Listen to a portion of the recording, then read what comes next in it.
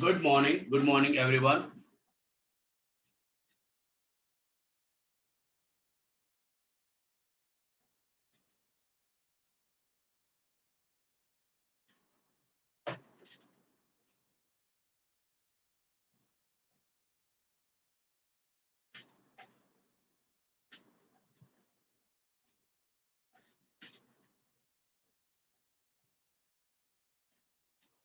Sorry for the delay. My system was troubling.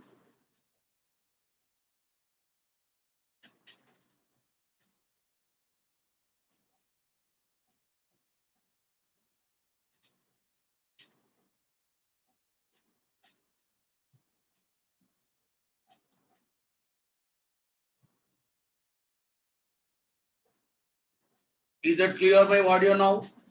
My audio, is it fine?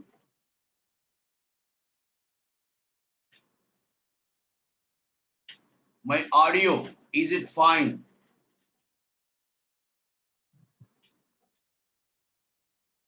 Yes. Thank you. Very good. Thank you. Thank you. Thank you for your response, sir. Right. Okay. Okay. Yes. Yes. Yes, we have been discussing registers, sir. In that registers, sir, we have seen operations also like divide by 2 and multiplication by 2. Then what else we have discussed? If there is a serial input and serial output operation, then how it is performing the operation, then how many clock cycles required for this operation also we have discussed. When we are using 4-bit register, it was taking 7 clock cycles. When it is n-bit register, it is 2n minus 1 clock cycles for n-bit register. For n-bit register.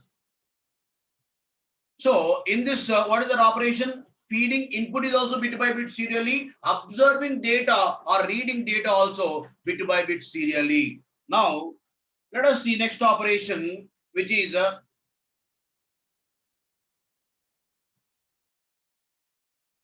serial input, parallel output. What do you mean by the serial input and parallel output? We are feeding bit by bit serially, but reading output parallelly. Reading output parallelly. So what do you mean by reading output parallelly? Bit by bit, it is not reading. It is reading all the flip-flop outputs parallelly. That means there is a feasibility for reading at output of each and every flip-flop. There is a feasibility for reading and output of each and every flip-flop. But feeding information, input data is bit by bit serial. Bit by bit serial.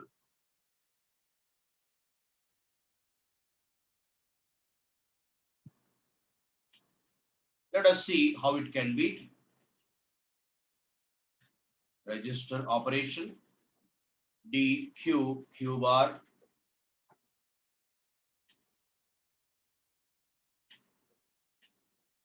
Here it is D Q Q bar.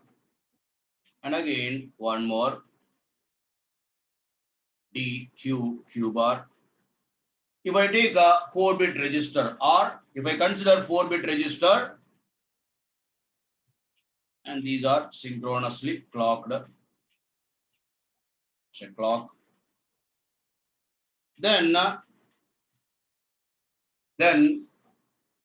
what I said here, it is serial input data. Yes, serial input data and parallel output. That means reading at output of each and every flip-flop is possible.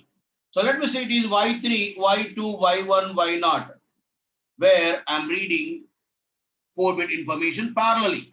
So it is parallel output and feeding information bit by bit serially. How many clock cycles required to complete this operation? How many clock cycles required to complete this operation? To feed information bit by bit serially, yes, it takes 4 clock cycles. After 4 clock cycles, we can say this is the status of register. So after 4 clock cycles, yes, 4-bit information is available on flip-flop outputs or parallel pins. 4-bit information is available on parallel pins. So after 4 clock cycle, we can say entire operation is completed. Am I right? After 4 clock cycle, we can say entire operation is completed. Why? After 4 clock cycle, we can say 4-bit information feeding is completed. At that time itself, we have 4-bit information on parallel pins. So it is completing in 4 clock cycle. If it is n-bit register, it can complete in n clock cycles. So the operation requires number of clock cycles required is depending on register size. If it is n-bit register, it requires n clock cycles. It requires n clock cycles. So after 4 clock cycles, we can complete that feeding 4-bit information, and at that time itself we can confirm all the 4-bit information is available on parallel pins also for reading. Yes, in 4-bit register, 4 clock cycle. If it is n-bit register, n clock cycles. N clock cycles.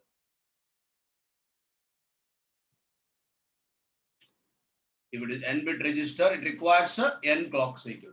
The operation is serial input, parallel output. Understand correctly? If you understand yesterday's operation, we are feeding bit by bit serially. In 4 clock cycle, feeding 4-bit information will be completed. In that 4 clock cycle itself, we can observe that 4-bit data is available on parallel pins. So it can read after 4 clock cycles means so it can read 4-bit information after 4 clock cycle. So it is completing feeding information. It is possible to read 4-bit data on parallel pins. So finally, n-bit register can complete the operation in n clock cycles. In n clock cycles. In n clock cycles. Now, let me see one more operation. Parallel input, serial output. Understand correctly? Parallel input, serial output. What do you mean by this? Let us see. What is here? Feeding input parallelly at input of each and every flip-flop, but reading output or reading data at last flip-flop output only, that to bit by bit serially. By shifting register contents, we can read bit by bit serially. So reading is serially at last flip-flop output. Reading is serially at last flip-flop output, but feeding information parallelly at input of each and every flip-flop. Let us see what is that here. So how the register can be, let's try to understand.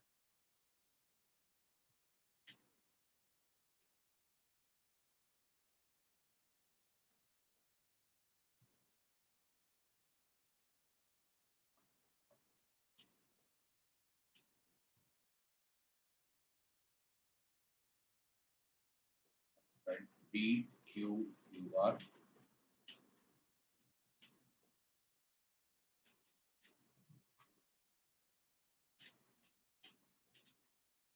As per the statements we discussed, reading is possible at last flip-flop output only.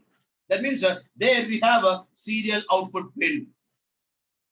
There we have serial output pin. There we want to read bit by bit serially. We want to read bit by bit serially. At serial output port, we want to read bit by bit serially. But what about feeding information? Parallelly at input of each and every flip-flop. Parallelly at input of each and every flip-flop. So if you want to feed information, for example, D3, D2, D1, D0.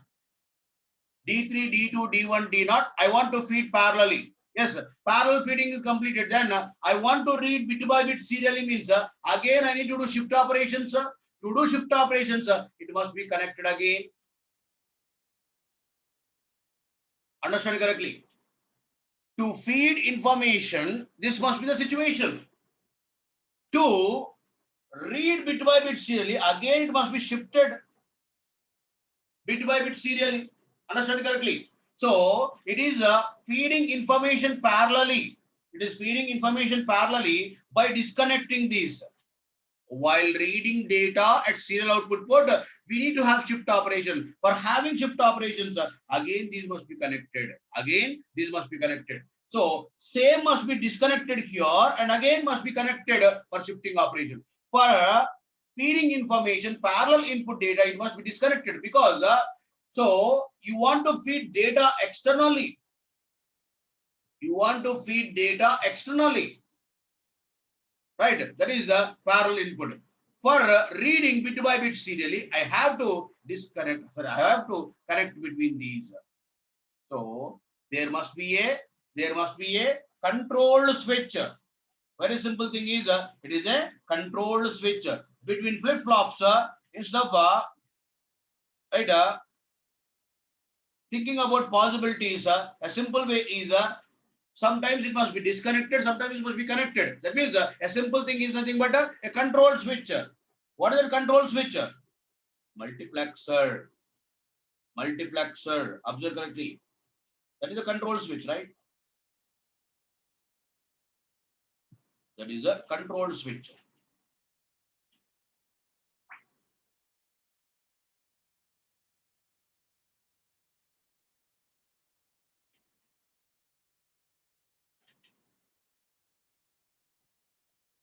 So if you want to feed the information, parallelly, what should I do? We need to make s equals to 0. We need to make s equals to 0. For parallel feeding or parallel input, what should we do? By making s equal to 0, we are applying parallel data. We are applying parallel data. Once again, what is it here? If you want to feed the information on these multiplexer, all the multiplexer, by making s equal to 0, we are accepting 0th input data. We are accepting 0th input. What is the 0th input data? Parallel data or external input data. By making s equal to 0 and disconnecting between the flip-flops, then it is possible to accept a parallel input data. If I make s equals to 1, now it is connecting in this order. What is it here? Output of flip-flop will be connected to this y. Output of this multiplexer will be one line. That is nothing but the output of this flip-flop. So this control switch is making connection between flip-flops when you are making s equals to 1. So very simple thing is for parallel input s equal to 0 on each multiplexer. For serial shifting, s equals to 1 on each multiplexer. Once again, for parallel feeding or parallel input, s equal to 0 on each multiplexer. For serial output, then it is a serial shifting, s equals to 1 on each multiplexer. Now, before occurrence of the first clock edge,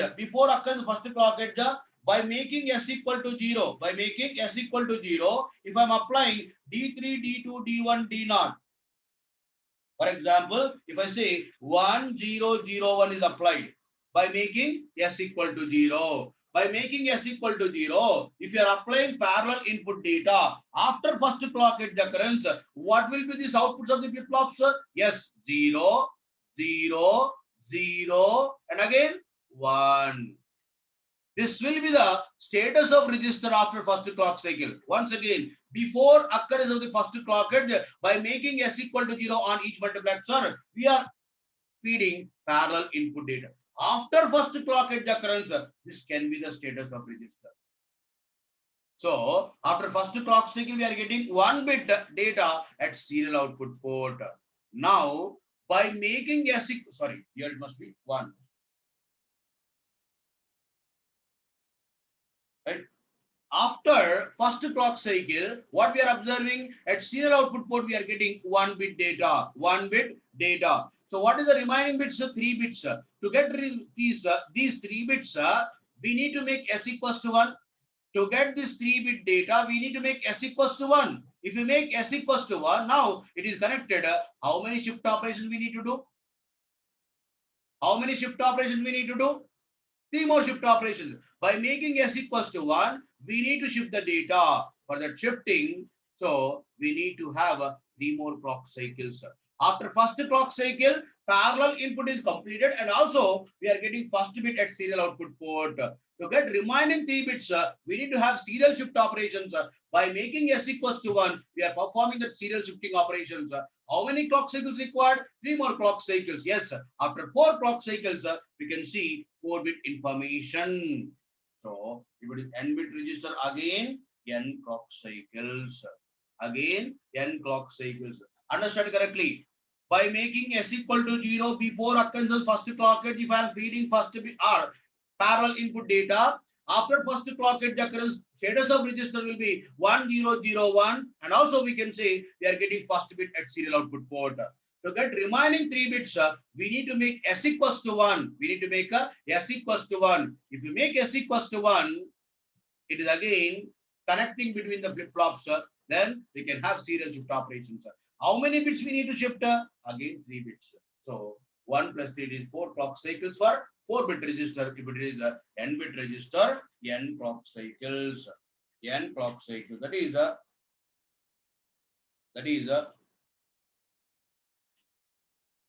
right. What is it here? Parallel input and serial output. Parallel input and serial output.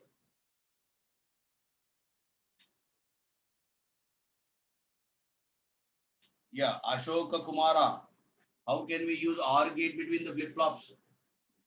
OR gate is enabling or disabling is possible.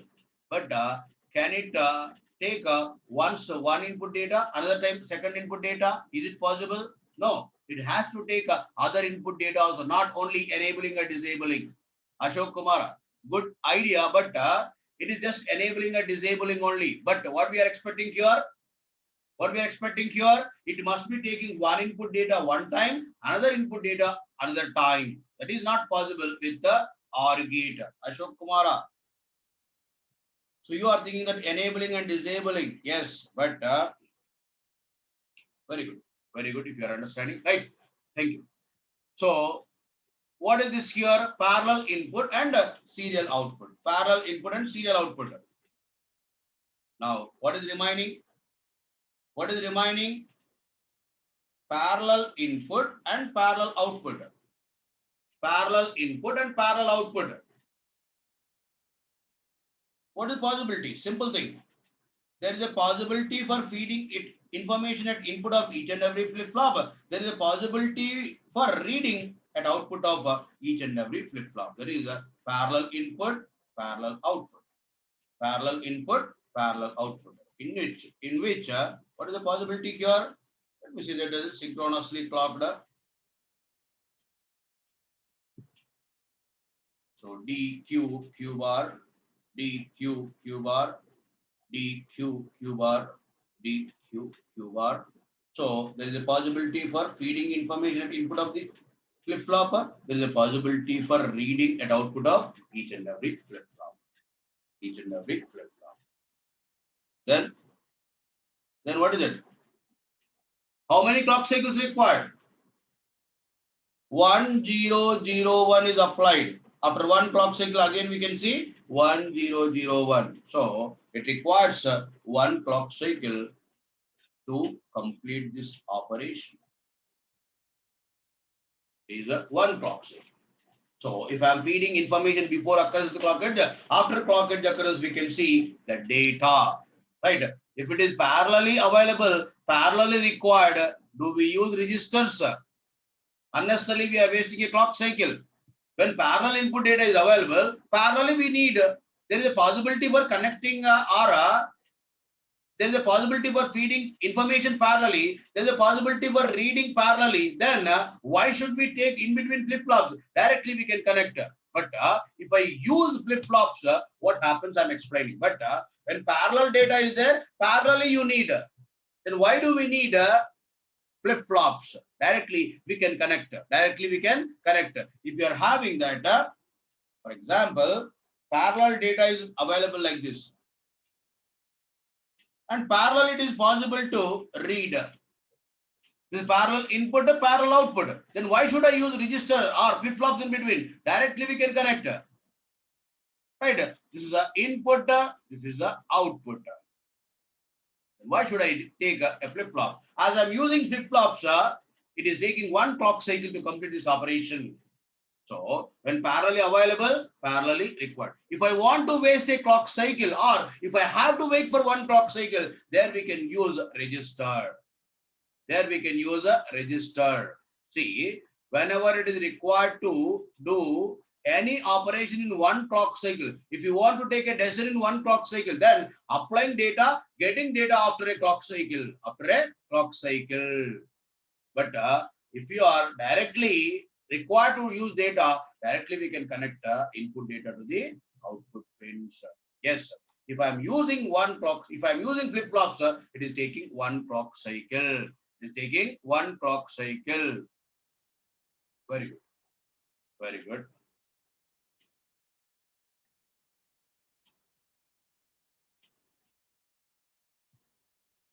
Shubham Kumar, that's what we are going to discuss next.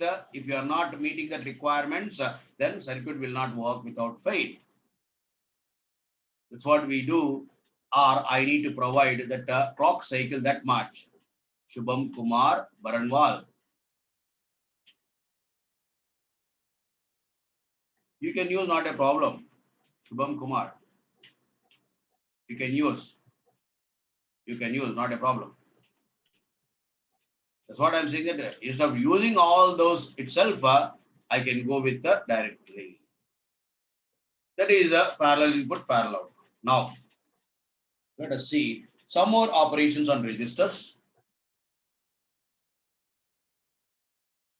A shift register. Let me use a shift register.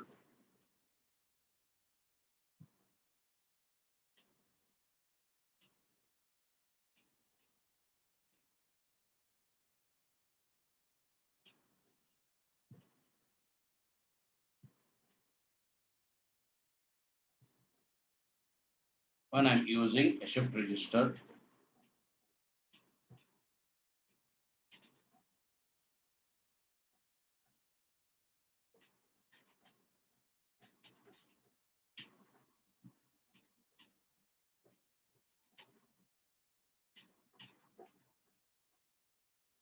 it is a shift register. Assume in which there is a possibility for reading and output of each and every flip-flop, and there is a possibility for feeding it first flip-flop input only. Then what is that operation here? Serial input is possible. Reading and output of each and every flip-flop is possible. Serial input data. It is not applying input data at each and every flip-flop at every clock cycle. We are feeding at a serial input port and there are parallel pins. There are parallel pins. Now, in this, instead of feeding information externally, let me use connections here like this. Output of last flip-flop is connected to input of the first flip-flop. Input of the first flip-flop. Let us see what happens here in this register. In this register, if the register contents is 0, 0, 0, 0. If the register contents is 0, 0, 0, 0. What will be the register content after a clock cycle?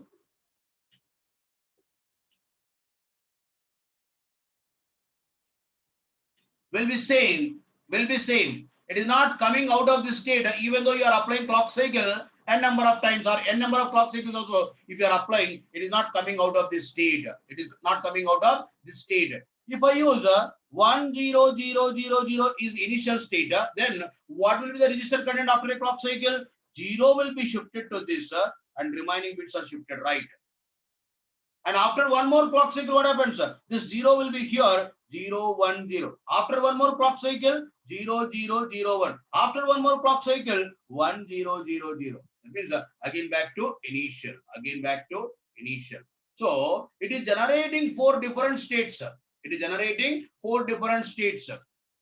So what we are observing here, in this shift register, output of last flip-flop is connected to input of the first flip-flop. It can generate maximum 4 different states. Maximum 4 different states. So this circuit is called, what is that? Ring counter. This is a ring counter. Now we are saying it is a counter. Reason is we are not feeding any external data. So it is made to count a specific sequence. That sequence is decided by what is the initialized state of these flip-flops. What is the initialized states of the flip-flops is deciding what counter or what sequence it is going through. If I use 0, 0, 0, then what is happening here? It is again lockout. It is again lockout. I hope you are understanding. If I use 0, 0, 0, 0 is initial state, then it is again lockout because it is not coming out of the 0, 0, 0, 0. It is going to 0, 0, 0, 0 only. It is not coming out of that. We can say it is again lockout. Am I right? It is a lockout. Now, if I use other initial states on this register, there is a possibility for seeing sequence like this. That depends on what is the initial state we have considered. It is not required to consider always 1000 only. But whatever the state you are considering initially, it can generate maximum 4 different states. Maximum 4 different states. Once again, it can generate maximum 4 different states. That means it can be less than 4 also. It can be less than 4 also. What do you mean by this? For example, if I consider initial state is 1010. Initial state is 1010. After a clock cycle, what will be the register content, sir? 0 will be shifted here, 101. This is the registered content after one clock cycle. After second clock cycle, again 1 is shifted to this 010 is shifted. Then again it is coming back to initial. Then how many states it is going through? Only 2 states. Only 2 states. So whatever the initial state you consider, it can be maximum 4. It can be less than 4. Generally, what we have an opinion is what is the modulus of n-bit ring counter is n? No. What is the modulus of 4-bit ring counter? 4. No. Maximum modulus of 4-bit ring counter is 4. But every time it is not 4. So it depends on initial contents of the register. Be clear about these words. Maximum modulus of n-bit ring counter is n, correct? Modulus of n-bit ring counter is n is wrong statement, because you may be getting a assumption every time it is n only, will be wrong. So maximum can be n, but it is not always n.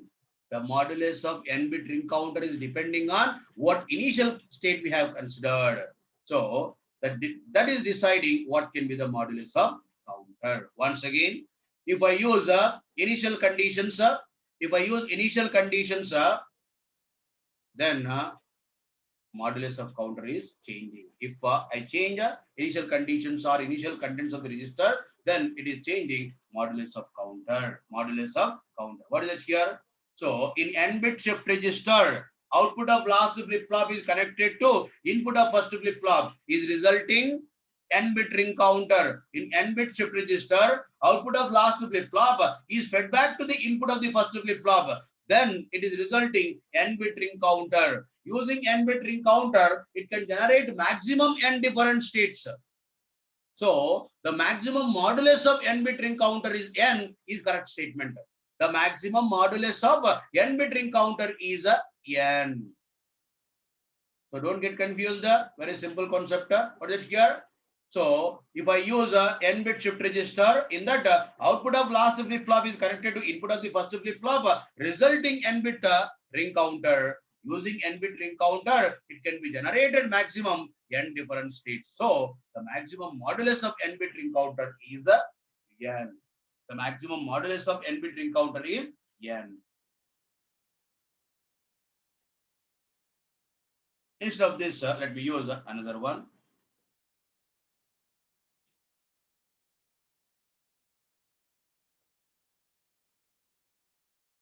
In a shift register,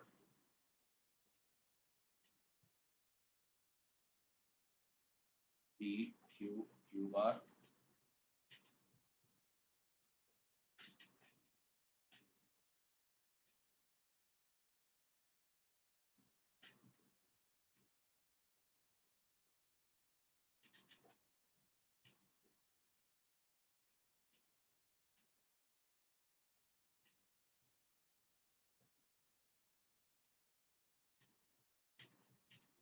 It is a shift register in which we have a clock.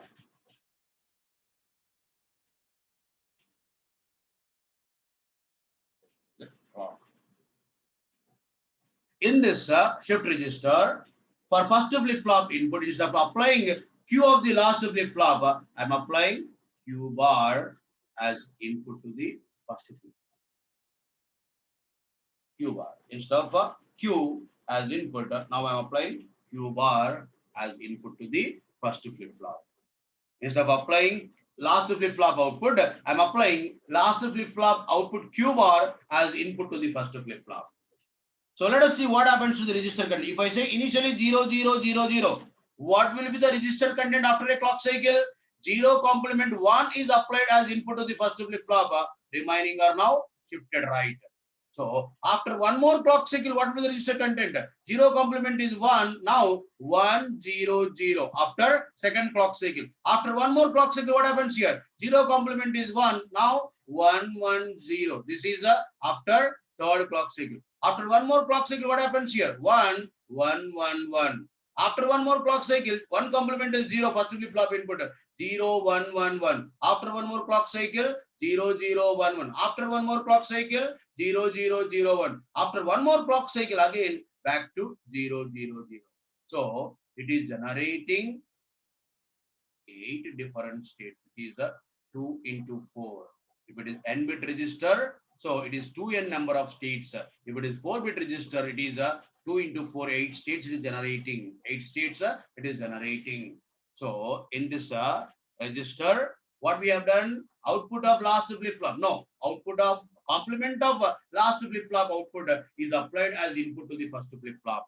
Then it is resulting 2n different state. That is also maximum. It is not always 2n. So maximum it can generate 2n number of states. So maximum modulus of this counter is 2n. 2n. What is this circuit? Twisted ring counter or ring tail counter or another name. What is it? Johnson counter. Johnson counter. We have different names for this. What is it here? Twisted ring counter or ring tail counter or Johnson counter or Johnson counter. So these are different names for this circuit. So in this, what is it here? In n bit shift register, if last flip flop output or complement of last flip flop output is applied as input to the first flip flop, resulting n bit twisted ring counter or ring tail counter or Johnson counter. If it is n bit register, it can generate 2n number of states maximum. So the maximum modulus of n bit Johnson counter is 2n. What is it here? 2n. If it is an n bit register, it can generate a maximum 2n number of states. So simple circuit. In this, there is no lockout. Verify that even though whatever be the state, it can come out of that state. So there won't be lockout in this, but there is a possibility for lockout in ring counter. In twisted ring counter, it is having self-starting on its own. It can come back. So what is it here? Even though you are using that any of the states, so it is not going to the lockout. So that's what we can observe in the twisted ring counter or ring tail counter, right? Ring tail counter, right? Yes, Gopal Reddy, that is correct for ring counter. For ring counter, but in how to feed initial data means for a system. Already I mean for a system, we can have a power on initialization. I said already power on reset or power on set. Power on reset or power on set or power on initialization that we can use. Register is also one type of counter only.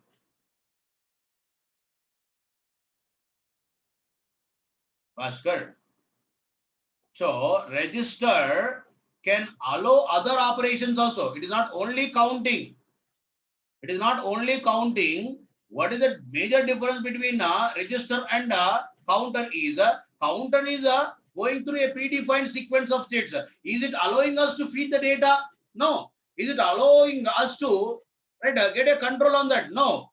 So once it is designed, it can go through that only. But in the register, what we have seen, there is a possibility for external input data also.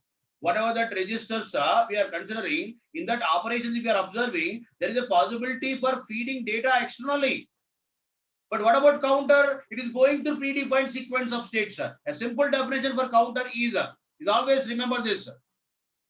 A sequential circuit which is going through predefined sequence of states only. Then it is called counter. What sequence it has to go through is decided by while designing the counter. By designer, it is decided. So when you're designing counter, you are deciding what sequence it has to go through. So will it go through that only or any other? It will be going through only that sequence. That is the reason it is called counting the sequence. It keeps on repeating the count sequence. But here in registers, we can make some modifications because there's a possibility for modifying contents of a register. But in counter means it is not possible to have that control. Bhaskar. Any sequence. Yes, Rajendra Kulkarni. Yes, you can do that.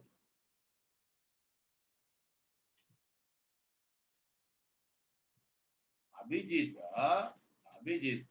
just now I explained if I use this 1010, if the initial contents of register is different, there is a possibility for getting different modulus of counter. Abhijit, समझ में आ रहा है? Right. Whenever it is required to do some sequence of operations, Prithviraj, whenever it is required to do some sequence of operations, is nothing but, for example, opcode fetch, memory read, memory write, and again memory read. These operations are there, for example. So I can assign these vectors or these control signals for that operations. So sequentially it is performing the operations. So there is a direct to memory access. Direct to memory access. For that, what it has to do? It has to know the address. It has to know from where it has to get the data, and it is again writing somewhere else. So this sequence of operations is continuously performing. Whenever it is required to perform sequence of operations continuously, there these signals can be used as the control signals. So if I use these as the control signals for a sequence of operations, cut off Prithviraj, right? Whenever it is required to perform a sequence of operations repetitively, there I can use these outputs as a control signals. There is a application we can say, right?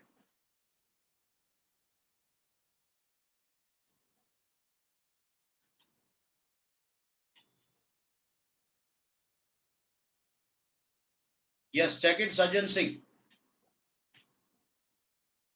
I did not say that. Again, I said here maximum modulus is 2n. Maximum is 2n. You can have that other possibilities also. Check it.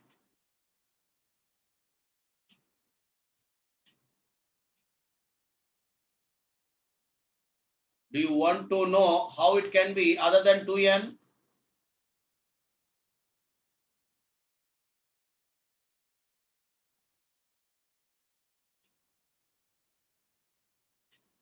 Do you want to know how it can be other than 2n? Okay. Okay. 5-bit register, that is twisted ring counter, which is having 10101 initial state. What will be the register content after a clock cycle? One complement is input of the first flip flop. That means 0, then remaining 1010. Anyone has any doubt? This one complement is first flip flop input. These 4 bits are shifted right. After one more clock cycle, what happens? 0 complement is 1. Again, these 4 bits are shifted. How many states? How many states? In twisted ring counter, Sajjan Singh. Sajjan Singh. Right? Only 2 states, right? So, is it 2n now? No. If it is 2n, it must be 10 states. Because 5-bit ring counter, 5-bit twisted ring counter, it must be always 10. If I say modulus of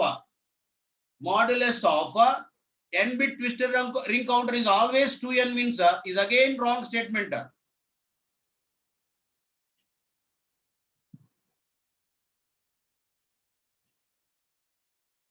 Yes, in these depending on initialized state only, we can say how many states it can go through. It can go through. Based on this only, they have given very good questions on output frequency with respect to clock frequency? Excellent question. 3-bit twisted ring counter is used. 3-bit twisted ring counter is used, and frequency at output is decided by what is the modulus of the counter. I'm going to talk about that later. So when it is used 3-bit twisted ring counter with initial state 101, clearly mentioned, initial state is 101. What can be the frequency? Generally, what we think that modulus of counter is x, frequency is f by x. That's what we say generally. We are going to do that. Hold on at this moment. If modulus of counter is x, frequency at MSB flip-flops outputs will be f by x. What is f? Frequency of clock. But in this, if it is initialized with 101, it cannot be 6 states. There is an option with f by 6 also. There is an option with f by 6 and f by 3 and other option f, and other option is f by 2. Because it is only 2 states, it is f by 2 only. The point should be understood correctly. They have been framing questions where we have our assumptions. Clearly, I have been mentioning this from many years. Don't assume statements are correct. Observe whether it is correct or not. Don't go with the statements. So you might be studying in the notes or somewhere else. Modulus of n-bit ring counter is n. Modulus of n-bit twisted ring counter is 2n. Then if you go with this, sure, there is a possibility for doing mistakes. That is the reason I say always analyze. Don't go with statements. Is it always 2n? No. Is it always 2n? No. Based on this only they have framed a question. Yes. Wherever we have our assumptions, wherever there is a possibility for doing mistakes, there they are framing questions. Lummuluri Pavan Kumar. Yes. No. You have to go with the right. Every register can be made a counter. Every register is not a counter. Every register is not a counter. Every register can be used as a counter. I did not say such statements, sir. Don't go with the statements, sir. People are very much interested in framing their own statements. Until unless I say, don't go with your assumptions, sir. Please. I did not say that statement. You are assuming. I'm not responsible. Right? Pratyush Kumar. समझ में आ रहा है? Yes. Okay.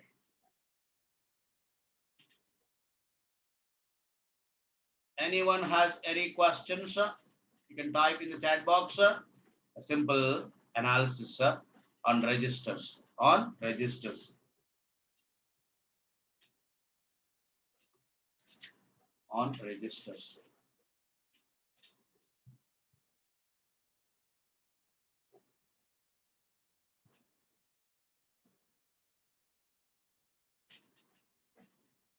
What do you mean by that? 999, Shubham Kumar. You are saying about Pratyusha, creativity.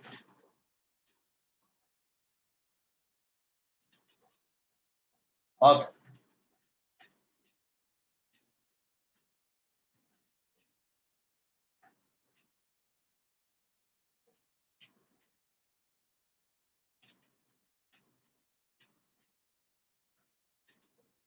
Pratyush Kumar.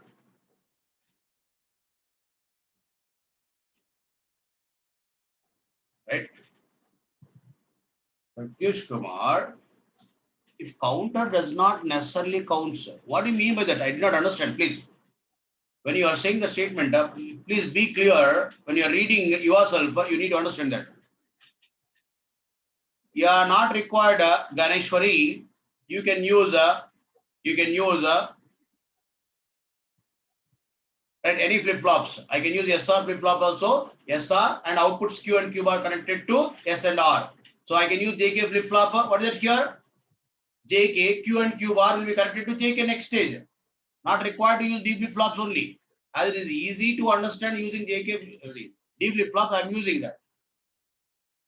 Every register can make it. No. We can make it a counter.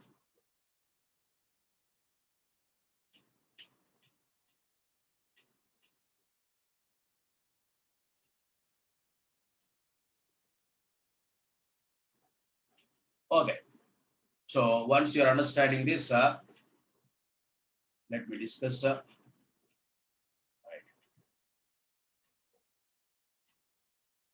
Yes, it can be. What is there? Sai Kumar. Will there be any problem if I use that?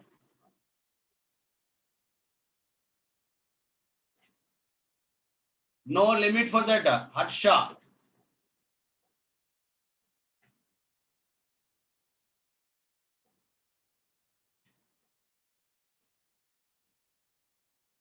Try Anand Barut with all the possibilities from 0, 0, 0, 0 to 1, 1, 1, 1. If it is satisfying, accept it. You can apply.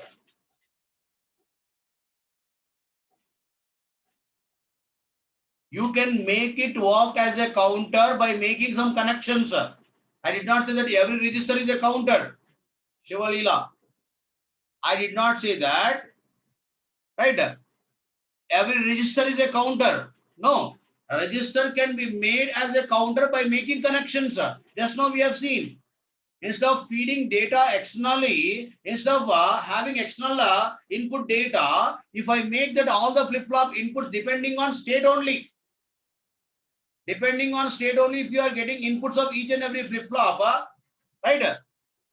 Pratyush, that's what I'm explaining. Listen, in a register, right? If I make all the flip-flop inputs based on the register contents only, not getting externally. When I'm getting externally, I cannot say what sequence it is going through. That depends on what input data I'm feeding externally. Understand correctly? Pratyush, on a register, there is a possibility for feeding data externally. What the register contents will be there in every clock cycle is decided by what I'm applying serial input data. What I'm applying serial input data. Try to understand correctly. But in a counter, what we are expecting that every input or every flip-flop input based on the state only you need to consider. Then it can go through predefined sequence. So when you have external input, what I'm applying external input, I don't know. That is the reason I cannot say what sequence it is going through. If you are not able to decide the sequence, it is not a counter. If it is not a predefined sequence, it is not a counter. When can we say it is counter? If a sequential circuit is going through predefined sequence of states, is a counter. Pratyush. Yes. Thank you. Right?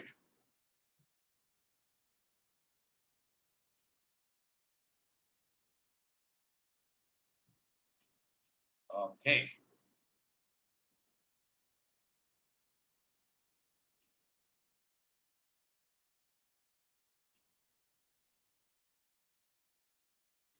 If I discuss all those, it becomes devices and VLSI subject.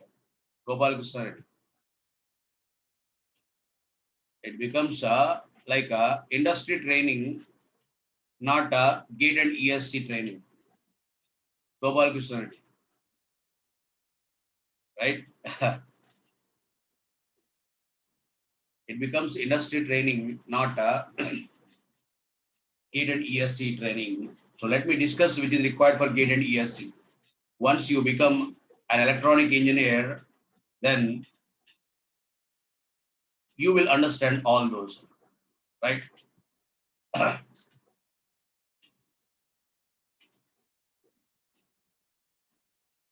Right, fine. These are register operations which we need to know,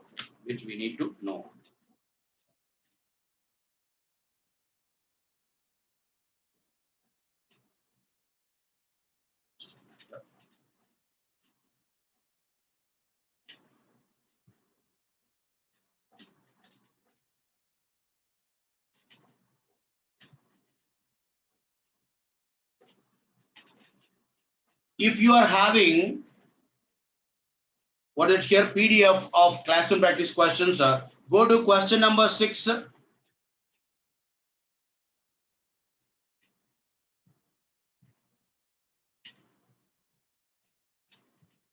Go to question number 6.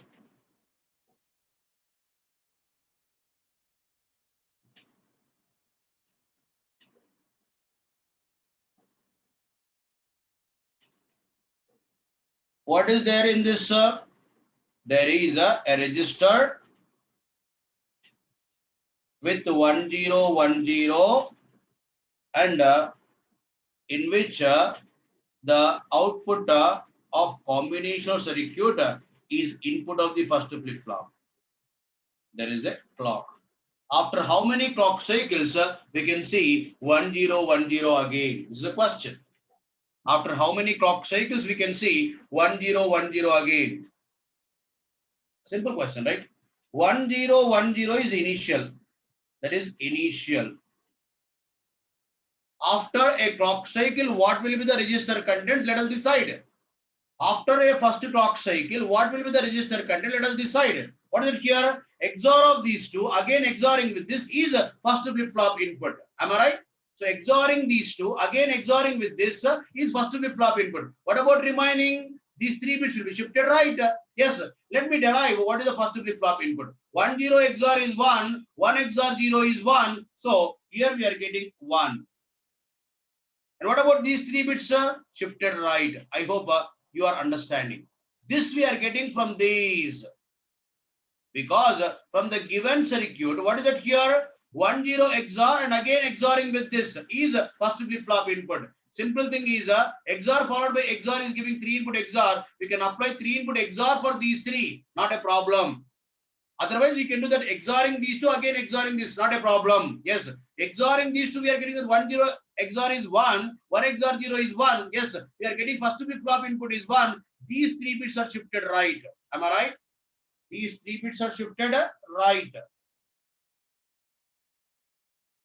Now, what is the status of register after second clock cycle? 0, 1 XOR is 1, 1 XOR 1 is 0. Right? What about these 3 bits? Shifted right. That is after, this is after first clock cycle, this is after second clock cycle. Again, 10 XOR is 1, 1 XOR 1 is 0. Then 0, 1, 1 is shifted. That is after third clock cycle. That is after third clock cycle. Right? Now, again, 1, 1 XOR is 0, 0 XOR 0 is 0. Then these 3 bits 0, 0, 1 is shifted after fourth clock cycle. After fourth clock cycle. Once again, what is it here? 0, 1 XOR is 1, 1 XOR 0 is 1. Here it is 1. These 3 bits are shifted right.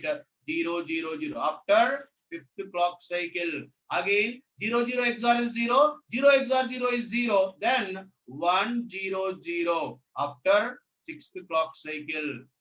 After sixth clock cycle.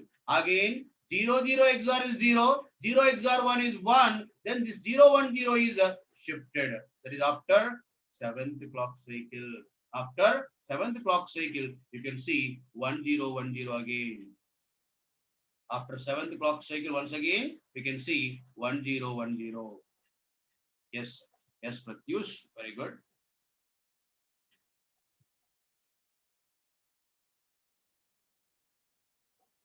One zero one zero.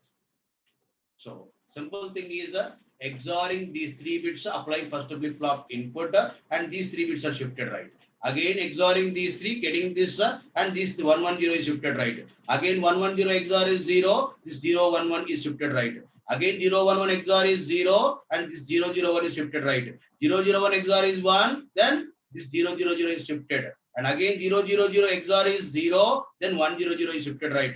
100 XOR is 1 and 010 is shifted right. So after 7 clock cycles, we can see 1010 again.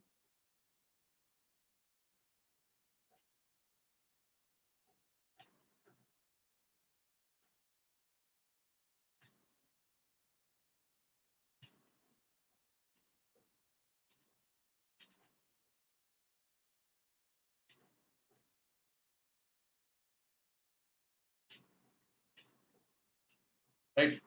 Go to question number 5 also. Read question, everyone. Question number 5. Let k equals to 2 power n.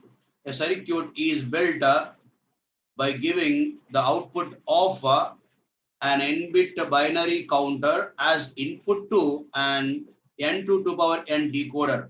The circuit is equivalent to a. The circuit is equivalent to a. That is the question. What is it here? k equals to 2 power n. A circuit is built by giving the output of an n-bit binary counter as input to n to 2 power n decoder. Then the circuit equivalent to a simple question. You can put with examples, so then you get k equals to 2 power n, right? Example, let me consider 4 is equals to 2 power 2. What is n value now? K equals to 4, n value is 2.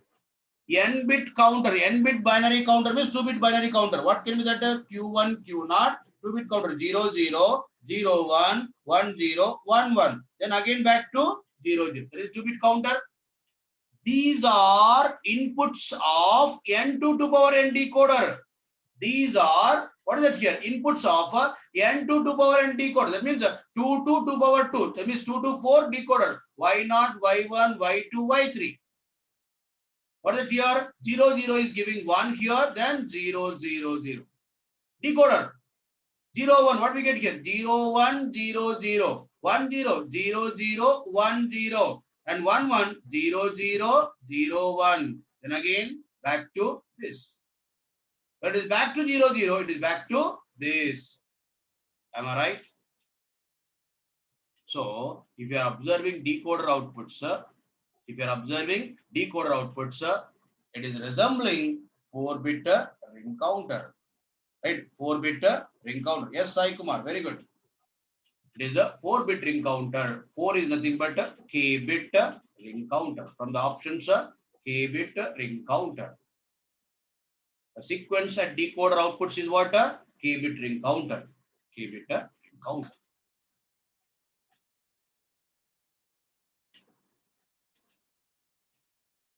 K-bit ring counter.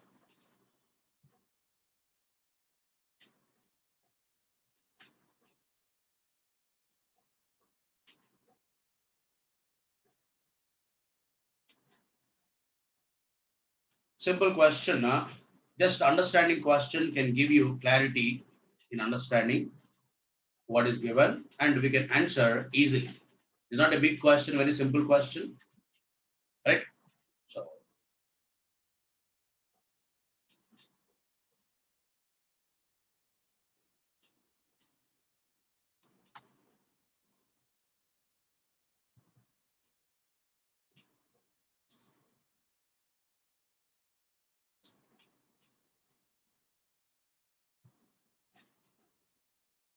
right. Now we are going to see one advanced topic in sequential circuits. And recently, frequently we have been getting questions based on this. Just listen carefully. Everyone, right?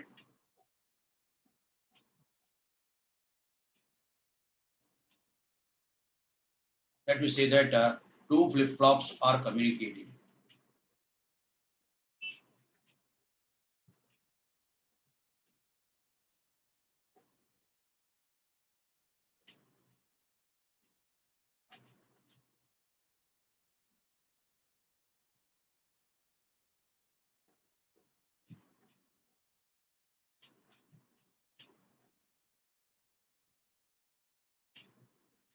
Let me say there is a combinational block, combinational circuit.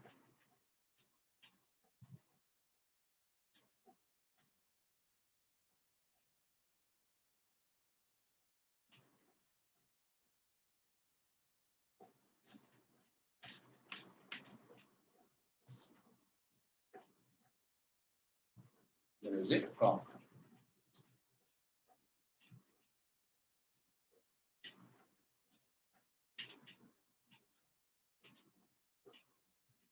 Yes.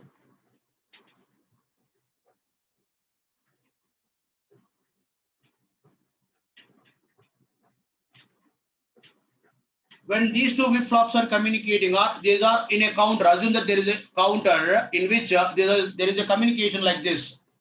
Then what we are saying here, at a clock edge occurrence, yes, Q1, Q0 or Q1, Q2 are changing. Because of changed, again inputs are changing. For change in inputs, again flip-flops are responding at next clock edge occurrence. State is changing. When state is changing, inputs are changing. But for change in inputs, again flip-flops are responding at the next clock edge occurrence only. Am I right? For example, if I consider like this, you may get clarity. Let me take here a binary counter. Here, let me say that Q1, Q0 is 0, 0. Based on that, if I say binary up counter, D1, D0 will be 0, 1. Binary up counter, what is it here? D1 is equals to Q1 XOR Q0, D0 is equals to Q0 bar. Simple counter which we have discussed. So based on 0, 0, what we are getting here? Q1 XOR Q0 is 0 and 0 bar is 1. Yes, D1, D0 is 0, 1. Yes, D1, D0 is 0, 1. Those are sensed at this clock edge occurrence. After clock edge occurrence, Q1, Q0 is becoming 0, 1. Q1, Q0 is becoming 0, 1. Am I right? After clock edge occurrence, Q1, Q0 becomes 0, 1. Say yes. Based on 0, 0. Based on 0, 0. Yes. D1, D0 is becoming 0, 1. What is it here? 0 XOR 0 is 0. 0 bar is 1. And after this clock edge occurrence, we are going to see 0, 1 because it is sensing 0, 1. It is sensing 0, 1 at this clock edge occurrence. After clock edge occurrence, Q1, Q0 is becoming 0, 1. Yes, Q1, Q0 is becoming 0, 1. Yes, once 0, 1 it is observed, obviously D1, D0 is 0 XOR 1 is 1 and 1 bar is 0. For logic gates which are used for generating inputs are not having any clock to respond to the input. But what is happening here? So 0, 1 is becoming Q1, Q0 is becoming 0, 1. Once Q1, Q0 is becoming 0, 1, we are getting D1, D0 is 1, 0. D1, D0 is becoming 1, 0, but flip-flops are not ready to respond to 1, 0. Where they are going to respond to 1, 0 again? Until it is getting clock edge, there won't be sensing of inputs, there won't be changes in the state. What do you mean by this? At this clock edge occurrence, state is changing.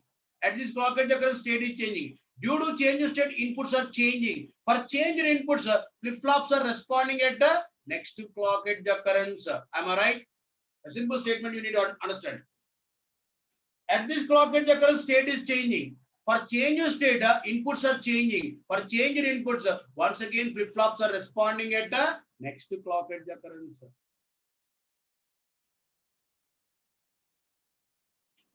All right. Changing the state, inputs are changing. For change in inputs, once again, flip-flops are responding at the next clock edge occurrence.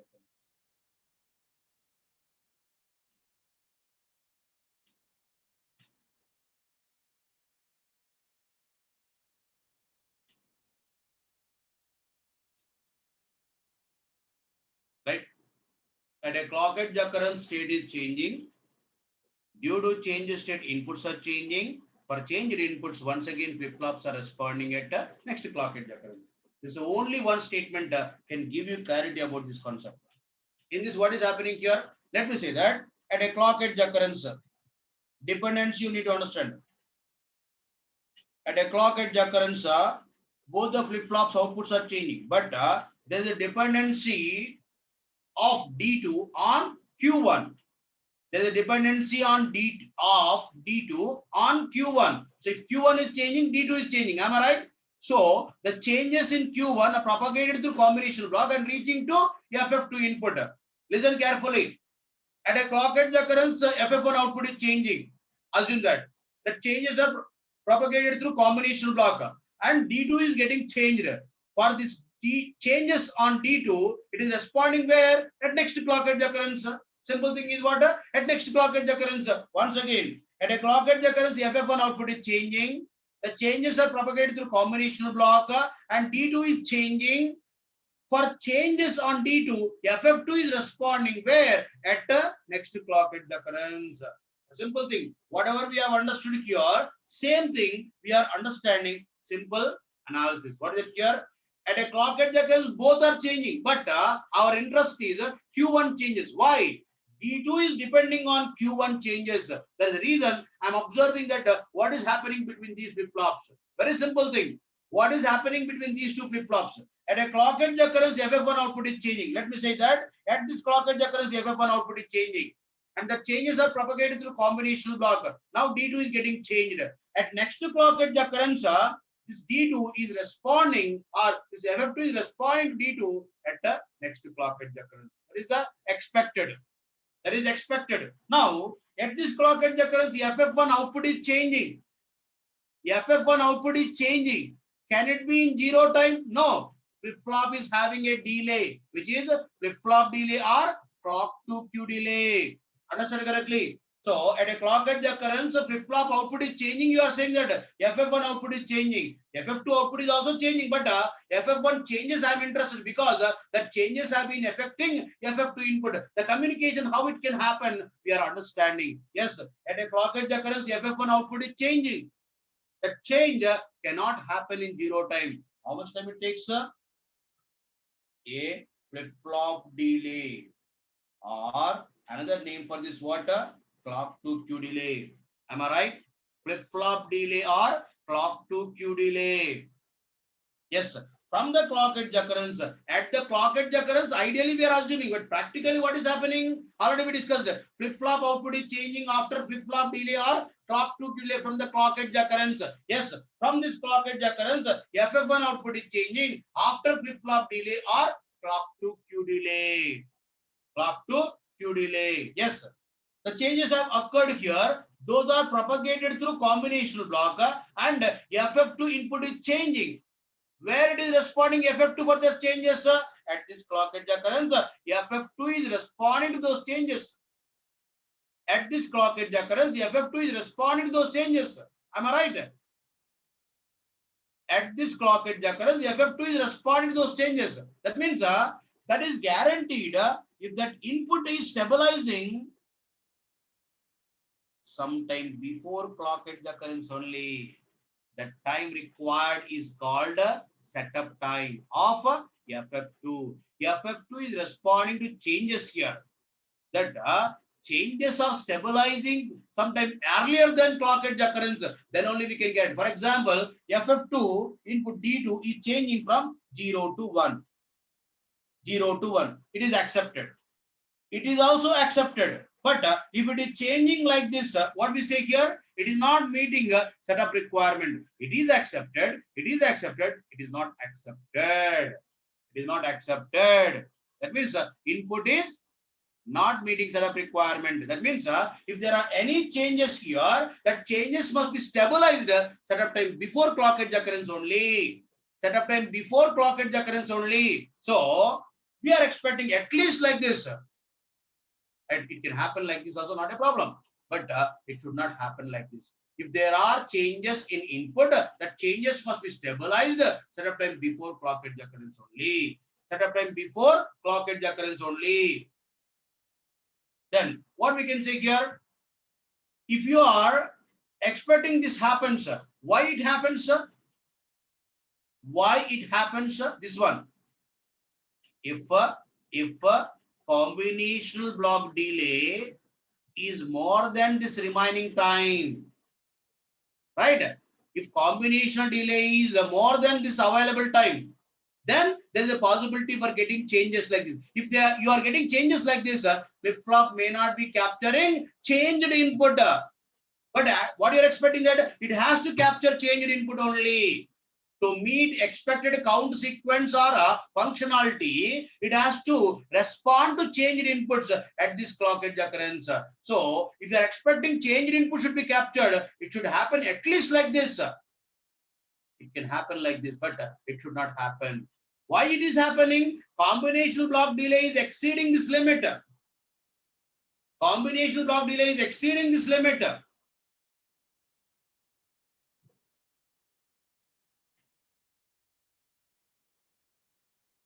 Correct?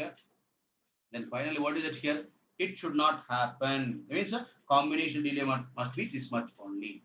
In a clock period, let us see here. In a clock period, if I say it is a capital T, in a clock period is capital T, in which it is excluded sometime for flip-flop delay, it is excluded sometime for setup time. The remaining time is a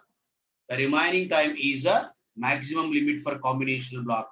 Instead of this, what we say, if I know optimize the combinational block delay, then I can say I need to provide clock period which is sufficient to accommodate these three at least. After optimizing this combination block delay, if I know that combination block delay, if I know this, what is it?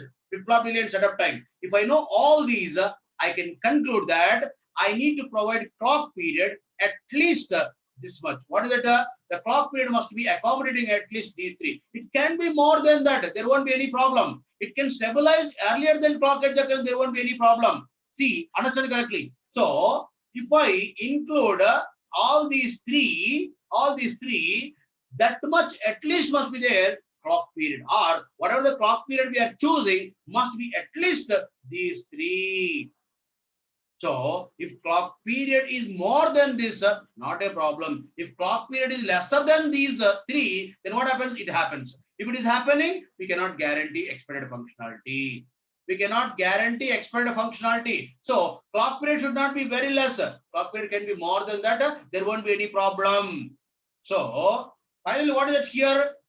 Whatever the clock period we are providing must be accommodating at least these three, or I need to provide that much time for communication.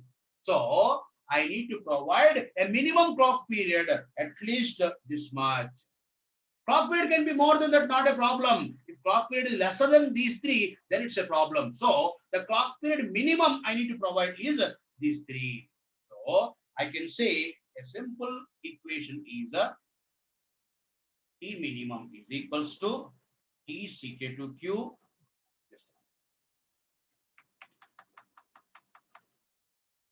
T minimum is equals to T Ck to Q plus T comb plus T setup. So T Ck to Q in this communication for which flip flop? FF1. And T setup for which flip flop? FF2. FF2. Once you are deciding T min, I can decide what is it? F maximum. F maximum is equals to inverse of T minimum. This is what generally we have been getting questions. What is the maximum clock frequency can be allowed in communicating one flip flop or another flip flop? They are giving circuit also. Understand correctly? Right? Once again, I'm explaining. Try to understand this.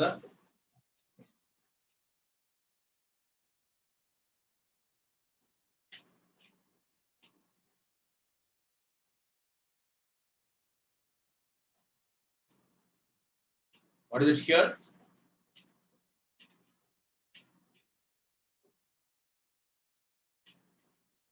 Here, FF1, FF2 are communicating through a combinational block.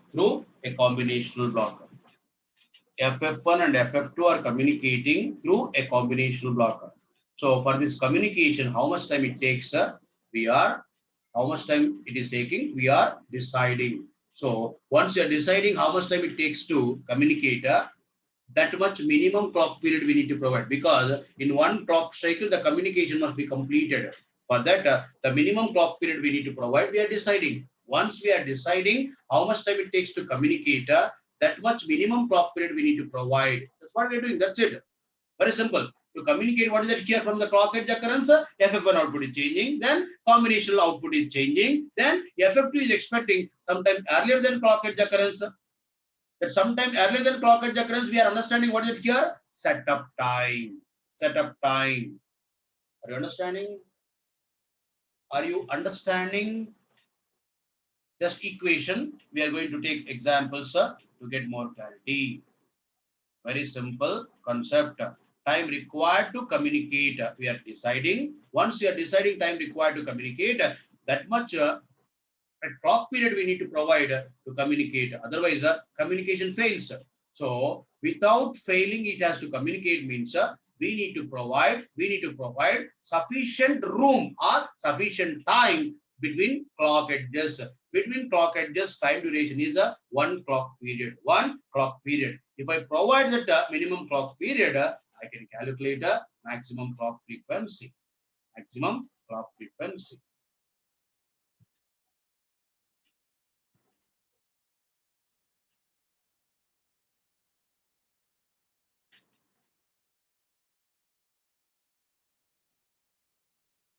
Yeah, Ajita, we have discussed this point. When flip-flop output is changing, that change cannot happen after clock edge occurrence. It is taking some time. FF1 output is changing here we have considered. So a flip-flop output is changing after flip-flop delay or clock to Q delay. I mentioned clearly why it is named as clock to Q delay. From the clock edge occurrence, how much time it is taking to change the flip-flop output. The time required is called flip-flop delay or clock to Q delay. That I clearly mentioned in the basics. Please understand it correctly. Flip-flop output is changing. That change cannot happen in zero time. That change can happen after some delay, after some time from clock edge occurrence. That is called flip-flop delay. Or clearly we mentioned it as a clock to Q delay because from the clock edge occurrence, Q output is changing. That is the reason it is called clock to Q delay. Clock to Q delay. Anyone has any more doubts?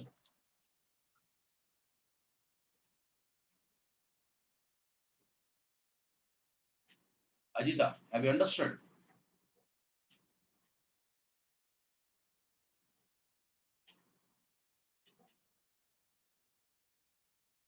Any flip flop, it can change after some time only. What is there in SR? After, right, a clock edge occurrence, every flip flop is taking some time to change the output. It is not only SR, it is not only D, it is not only JK. Hold on, right? Pawan Kumar, I'm going to talk about that. Hold now. Hold on about hold, right? Harsha, the topic is maximum clock frequency. Whatever the name you can write, your is not a problem. I can say that it is maximum clock frequency of synchronous sequential circuit. You can make heading is a maximum clock frequency of a synchronous sequential circuit. Maximum clock frequency.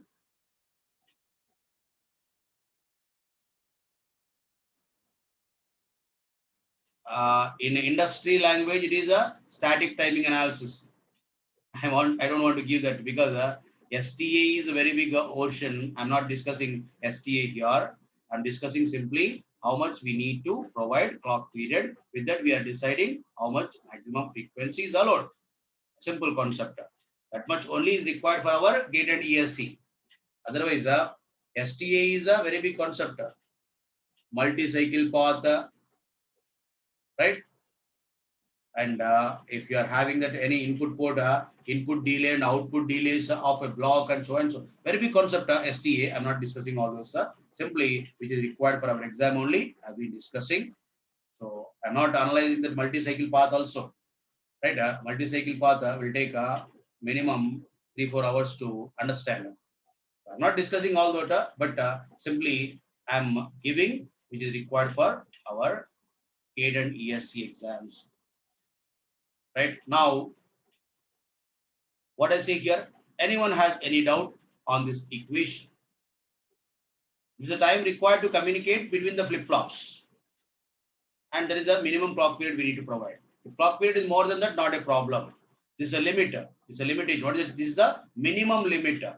It can be, clock period can be more than that, not a problem. So that is the reason with that minimum clock period, we are calculating maximum clock frequency. Anyone has any doubt?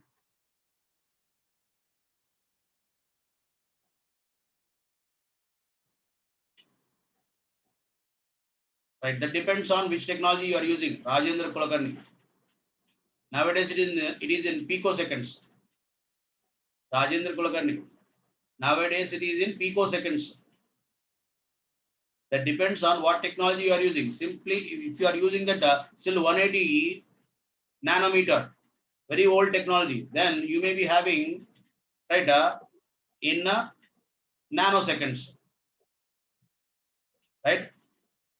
So all this you will understand after getting into VLSI devices and VLSI. Please hold on. What can be the propagation delay? How much can be the propagation delay? And how it is transitioning all these. Yes, Praneeth, I will do. Just understand. Just understand what is the concept. Then I'm there to help you with examples.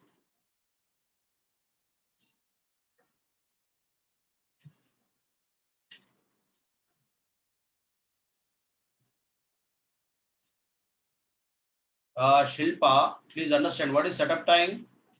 My input must be stabilized before occurrence of the clock edge.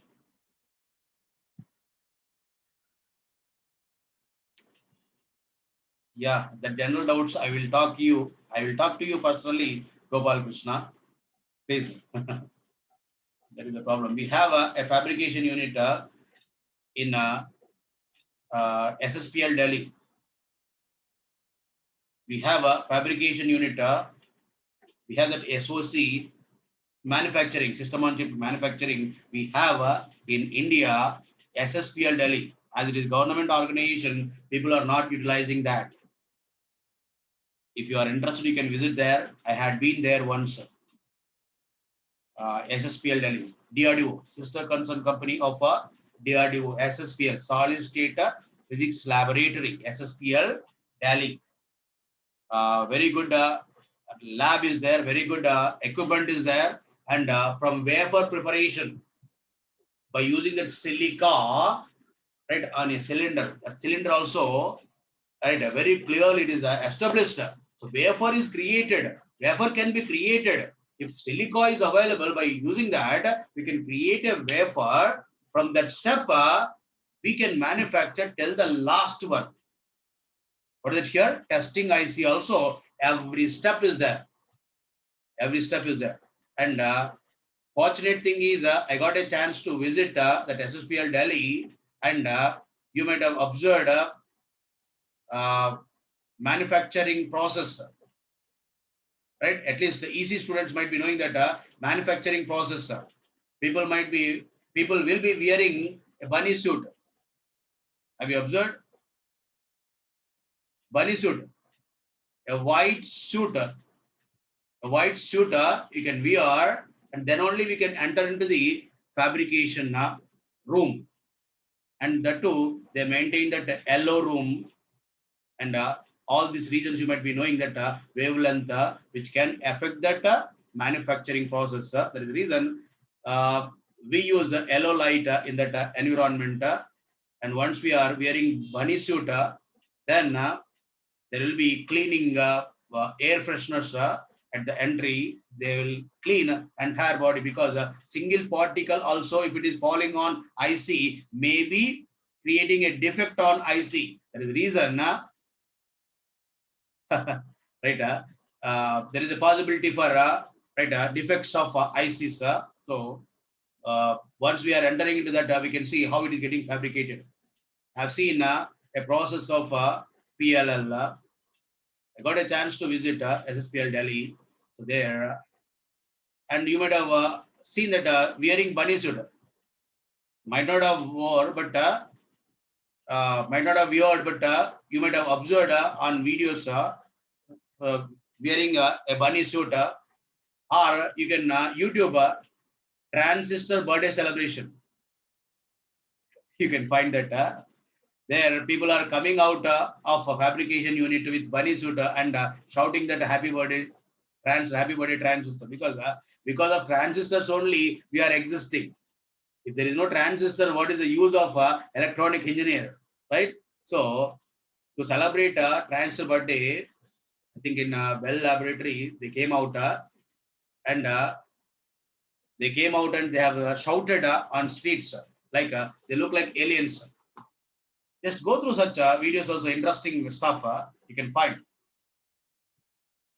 So that I feel always, yes. When I visited that SSPL Delhi, then I felt, oh, I'm an electronic engineer. Till that, even though I was working on tools, even though I was working on designs, I was not feeling that what really I'm doing. But once I visited that, then I felt, oh, this much process is there. Simply we read, what is it here? Process of fabrication. But I haven't seen earlier that, but I got a chance to visit SSPL Delhi. Then I observed, oh, this much we are doing. It means so much work is there. right? Backside also, not only just designing, sitting in the office. So other process is very crucial job. That crucial job is also, I got a chance to visit. Yes, not yellowish. It is like white, white suit, dog white, not fully white. So it will be a white suit. But when they are entering into the, what is it here, the dark room where IC is fabricating, there they are maintaining the yellow light. That is the reason it looks like yellow, but it's not yellow. It's a white suit. Uh, generally used for as a bunny suit. We say it is bunny suit. Okay, all that is a story, right? Come out of that. Yes, every question will be discussed, Surya Teja. Yes, Pratyush. That is the reason they maintain that.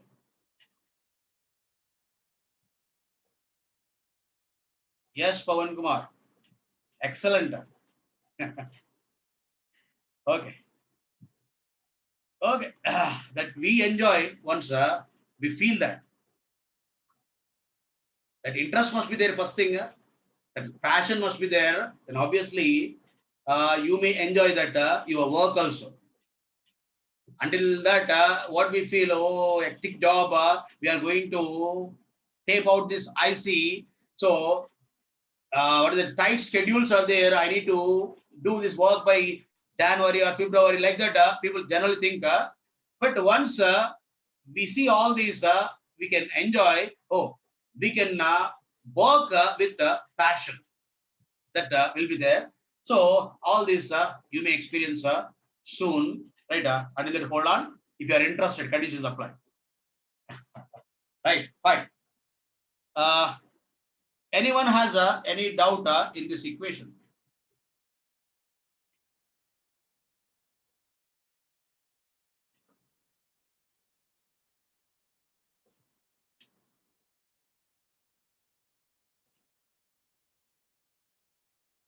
Yes, Gopala Krishna. Yes, correct. But once you wear that, if you are in that room, how do you feel? Just imagine. Working on designs, first thing. After that, seeing that fabrication process, then you can feel that, oh, I'm an electronic engineer, right? So that enjoyment will be there, passion will be there. Then sure, you will be getting that interest in subject as well as other subjects also.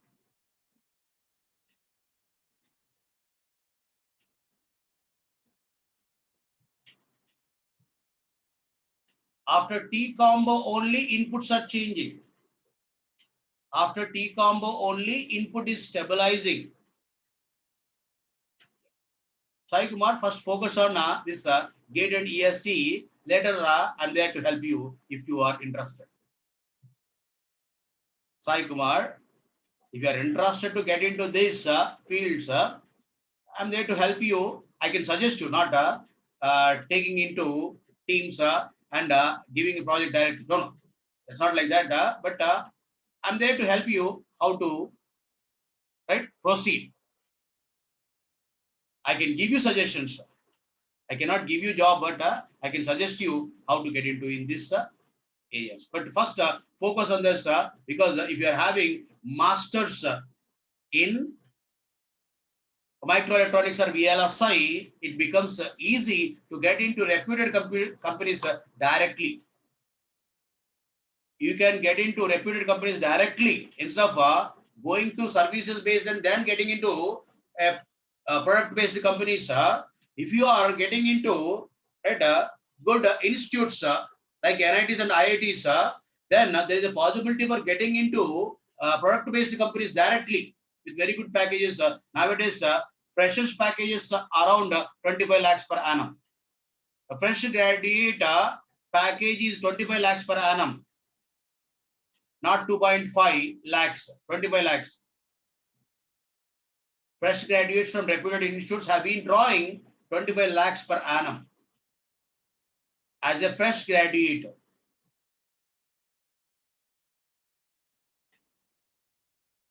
When I joined TI, it was 7.1.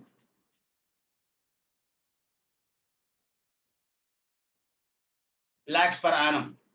Nowadays, it is around 22 or 23 per annum. Okay, all those stuff, let us keep it aside. Okay, what is that questions you have about this equation?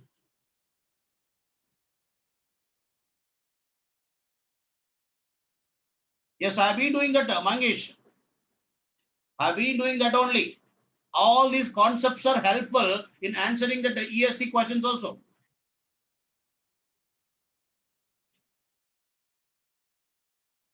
Yes. Right, fine.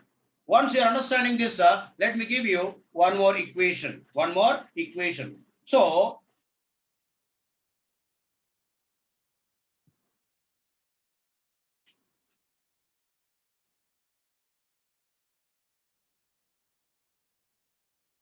as we discussed earlier, let me draw this circuit.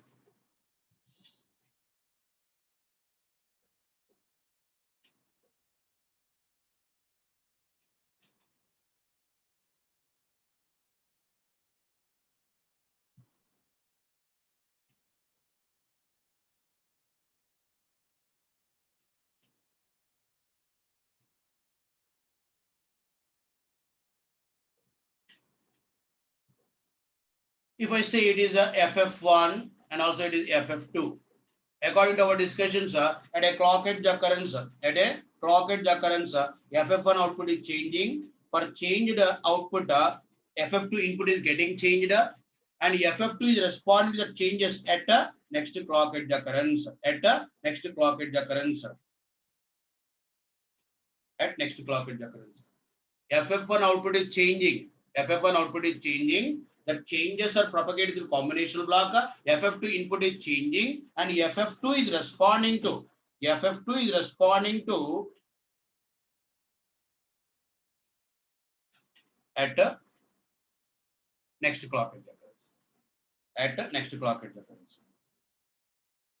FF1 output is changing, and for the changes, FF2 input is also getting changed, and FF2 is responding to the changes at next clock edge occurrence. At next clock edge occurrence.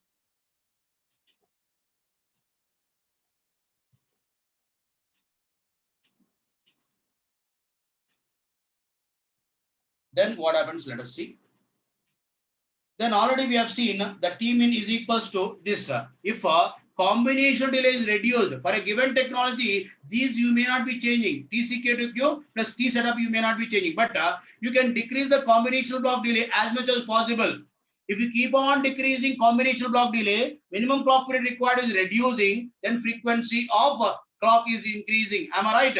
When you are trying to optimize this combinational block delay as much as possible, then T minimum is decreasing, then obviously maximum clock frequency is increasing. Maximum clock frequency is increasing. I hope you are understanding. Maximum clock frequency is increasing. Then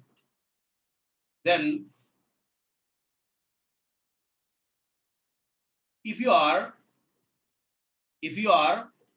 decreasing combinational block delay as much as possible, keep on decreasing, optimizing, then what we can say, beyond certain extents, circuit is facing another problem. Circuit is facing another problem. Let me say here, beyond certain extents, what is it here? If you are decreasing combinational block delay, there is a problem also. There is a problem also. What is the problem? Let us understand. See, once again, I will be addressing this point as someone is asking with respect to ESC, if you are having a doubt, is it required this concept? People, one of you have messaged that, sir, please guide us this subject with respect to ESC. This concept is required for ESC also. Reason, already there was a question in ESC itself. Statement 1, asynchronous are slower than synchronous. Statement 2. In asynchronous counter, minimum clock period is calculated with cumulative addition of all the flip-flop delays. This was the statement. Statement 1, statement 2. In ESC, based on this concept, there was a very good question. I really appreciate that examiner covering all the concepts. Because based on this concept, they have framed a statement-wide question. Giving propagation delays and calculating maximum frequency is acceptable. Very simple, formula based. But how they have framed a question in ESC is statement 1, asynchronous are slower than synchronous. What do we mean slower? With respect to clock frequency. And statement 2 is in asynchronous counter, minimum clock period is calculated with cumulative addition of all the flip-flop delays. So you should know whether it is correct or not. We should know how we are calculating minimum clock period of synchronous, minimum clock period of asynchronous. How we are calculating, if you know, then only we can answer this question. Just I got in mind, that's the reason I am giving this information. Because very good advanced topic, but they have been framing questions in GATE and ESC in the recent years. Excellent question in ESC. Right? So I wanted to give that information because some people may be having that why we have been discussing this topic, because even though you have done coaching somewhere else, you might not have observed this type of concepts or this type of equations, this type of calculations. You might not have observed. That is the reason I am discussing this point. Please understand each and every concept.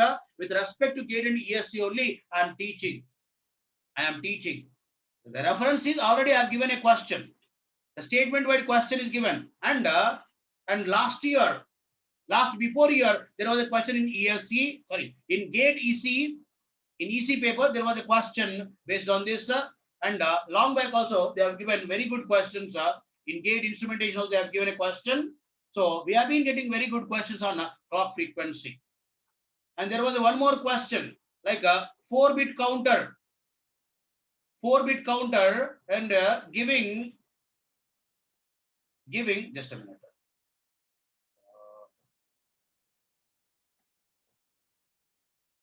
Where is it? Okay. We have shown how to design 3-bit counter, 4-bit counter, 5-bit counter extending one flip-flop, one AND gate. Then they have given a question by giving flip-flop delays and AND gate delays. What is the maximum clock frequency at which 4-bit counter can work? That is again ESC question. So they have given propagation delays of logic gates as well as flip-flop parameters. So they have asked what is the maximum clock frequency at which it works without fail for 4-bit counter. Right. Okay. Now listen carefully. What we are saying here, when we are decreasing combinational block delay, there is a possibility for decreasing Tmin, there is a possibility for increasing frequency, accepting, but beyond certain extent, if you are decreasing combinational block delay, there is a possibility for getting another problem. What is the problem? Yes, let us see what is the problem. So let me arrange this combinational block delay or combinational block for some time. Again, I will introduce. For example, at a clock edge occurrence, FF1 output is becoming 0. Assume that FF1 output is becoming 0. At the next clock edge occurrence, this FF2 has to respond to what? 0 only. Observe correctly. I am removing combinational block to understand the concept. At this clock edge occurrence, Q1 is becoming 0. At this clock edge occurrence, D2 has to be captured 0. Am I right? At this clock edge occurrence is giving. It should be captured at next clock edge occurrence. This flip-flop has to communicate to that changed data at next clock edge occurrence. That's what we discussed just now. But because of combinational block delay is very less, what is happening? Let us see. At this clock edge occurrence, again, let me say that Q1 is becoming 1. Am I right? Q1 is becoming 1. At this clock edge occurrence, Q1 is changing from 0 to 1. At this clock edge occurrence, what is happening? Can you say simultaneously? FF2 is responding to D2 0. And FF1 output is becoming 1. These two are simultaneous. These two are synchronously responding to the input. Because of its input D1 changes, at this clock edge occurrence, Q1 is becoming 1, FF2 is responding D2, which is 0. These two are simultaneous, right?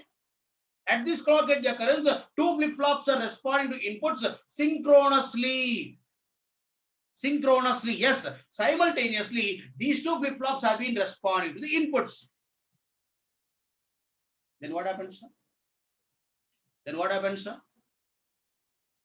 See, now FF2 is responding to 0 and FF1 output is becoming 1. FF2 is responding to 0, FF1 output is becoming 1. Then what happens here? FF2 is responding to 0, it is becoming 1. This 1 is corrupting the data available here. FF2 is still responding to that 0. FF2 is still responding to that 0. That 0 is corrupted by a new data which is launched by FF1. And what is happening here? Simultaneously, FF2 is responding to 0, FF1 output is becoming 1. The 1 is corrupting 0. Then what happens here? FF2 is in confusion whether my input is 0 or 1. Why it is happening? FF1 output is reaching to FF2 input immediately. Because of combinational block delay is very less, FF1 output is reaching to FF2 input immediately. That should not happen. If it is immediately, is causing a problem because it is responding to 0 which was given previously. FF2 is responding to 0 which was given previously. Let it respond to 0 at next clock edge occurrence. Again it will be ready for D21. But the DQ1 is reaching to D2 immediately. Then D2 is getting corrupted here itself. So what is expected here? FF2 is saying that pleasing, requesting, please don't change my input for some more duration after clock edge occurrence also. FF2 is requesting, pleasing, let me respond to given previously. I will respond to new data after next clock edge occurrence. So at this clock edge occurrence, let me respond to previously given 0. Don't corrupt my input data for some more time after clock edge occurrence also. That means, what is this here? At least if you are holding that 0 for this duration, how much is that? Hold time. Hold that 0 for some more time after clock edge occurrence also. For example, my input is changing from 0 to 1. If it is happening like this, it is a problem because that 0 it is responding to. 0 is responding to. 0 must be available till this point at least. So it can change like this, not a problem. It can change afterwards, not a problem. It is not acceptable this. So these two are acceptable. Am I right? See, the 0 it is responding. The 0 must be available for some more time after clock edge occurrence. How much time? This is hold time. From the clock edge occurrence, how much time that input must be stable is nothing but a hold time. We have discussed. So 0 it is responding. 0 must be available till this point. After that, if it is changing, not a problem. Before it is changing is a problem. So why do you expect it happens? FF1 output is reaching to FF2 input in lesser than this time. FF1 output is reaching to FF2 input in lesser than this time. In lesser than this time. I hope you are understanding. FF1 output is reaching to FF2 input immediately in this duration itself. In this duration itself. Am I right? Am I right?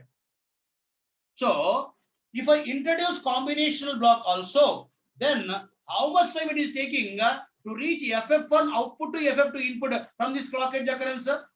Flip-flop delay first, clock edge occurrence. From clock edge occurrence means it is flip-flop delay plus combinational block delay. If that is greater than this requirement, then there won't be any problem. Then what is it here? Flip-flop delay TCK2Q plus TCOM. TCK2Q plus TCOM greater than or equals to this requirement. Then it happens like this or like this. So FF1 output is reaching to FF2 input immediately, which is changed here is reaching immediately, which is changed here should reach FF2 input after this point. What is expected here? Whichever is changed by FF1 here should reach after this point to FF2 input. There won't be any problem. That means how much time it is taking to reach FF2 input? Flip-flop delay, combo delay. Flip-flop delay, combo delay is the time required to reach FF1 output to FF2 input. If the delay is greater than or equals to requirement, there won't be any problem. In this again, flip-flop delay for FF1, hold requirement by FF2. FF2, check it correctly. In this circuit, what is it here? Flip-flop delay we need to consider for FF1 and hold requirement for FF2. For FF2. So, this is also must be satisfied, then only it works without fail. This is one condition should be satisfied. The second condition should be satisfied. Why it is happening? The problem is FF1 output is reaching to FF2 input. At this clock edge occurrence is changing, should reach to FF2 input at next clock edge occurrence, or for this changes here are happening, should respond at next clock edge occurrence. So if it is responding to previously given, the new data should not corrupt the input of FF2. Should not corrupt means FF1 output should not reach immediately to FF2 input. FF1 output should not reach FF2 input immediately. That means FF1 output to FF2 input from this clock edge occurrence, if you are calculating delay, if the delay is more than this hold requirement, if the delay is more than this hold requirement, then there won't be any problem. If these two equations are satisfied by a synchronous sequential circuit between any flip-flop which are communicating, if these two conditions are satisfied, it will work without fail. It will work without fail. There won't be any problem if these two equations are satisfied by any sequential circuit which are communicating. Yes, Shubham, that's what I've been explaining. Yes, yes, hold requirement, right? Hold that previously given, hold that previously given for some more time. Why it is not holding? It is reaching immediately, corrupting this. That corruption should not happen in this duration. That means FF1 output should be delayed more than this time. How much time is that? Hold requirement of FF2. Then there won't be any problem. Then there won't be any problem.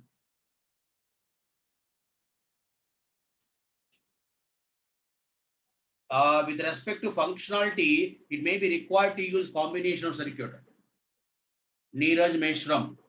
If it is only register, that what you are saying is correct. If it is only register, shift register, if it is not meeting hold requirement, in between we can add buffer, because in between we don't need to do any function, just shifting only.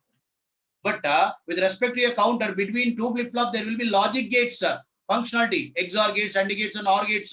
So there will be logic gates. To meet expected functionality, we have to use logic gates, combination blocks.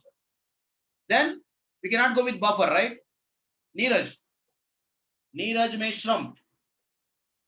Understood?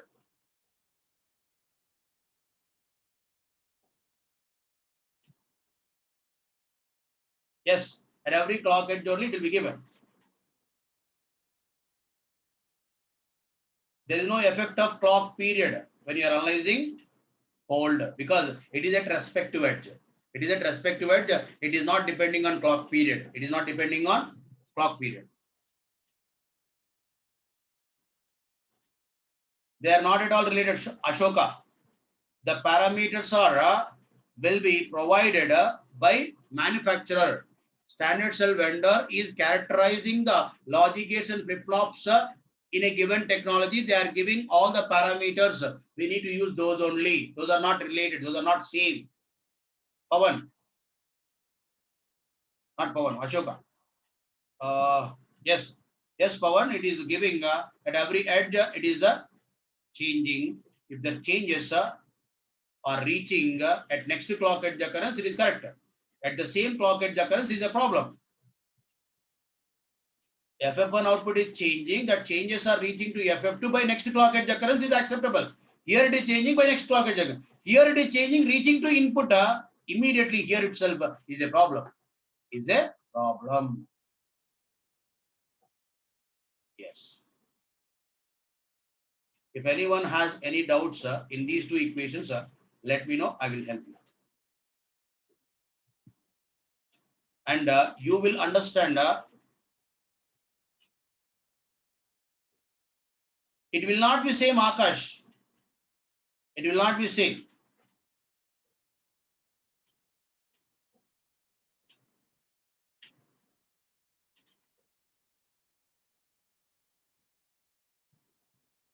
Bhaskar, I did not understand your statement.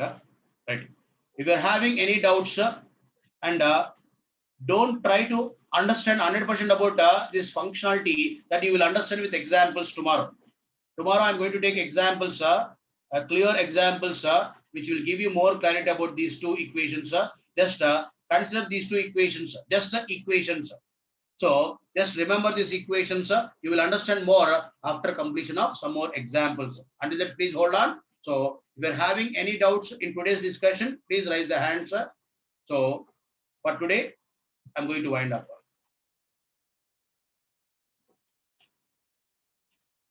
Yes, Pawan. Hello, sir. Good morning, sir. Very good morning, Pawan. Sir, in this slide, I have given that there is a clock pulse, and that clock pulse will be distributed by T flip-flop and T combinational T setup time, sir. Yes. This is what you're talking? Yes, sir. Yes, sir. In this, you have given like this, sir. And in the next condition, the CLQ and the T combinational, what we are using must be greater than or equal to T hold time, sir. Yes. Yes. So that means you can replace the T minimum is equal to T hold plus T setup time, sir. No, don't relate these two equations. Because this condition to fix the problem. When it is more, there won't be this problem.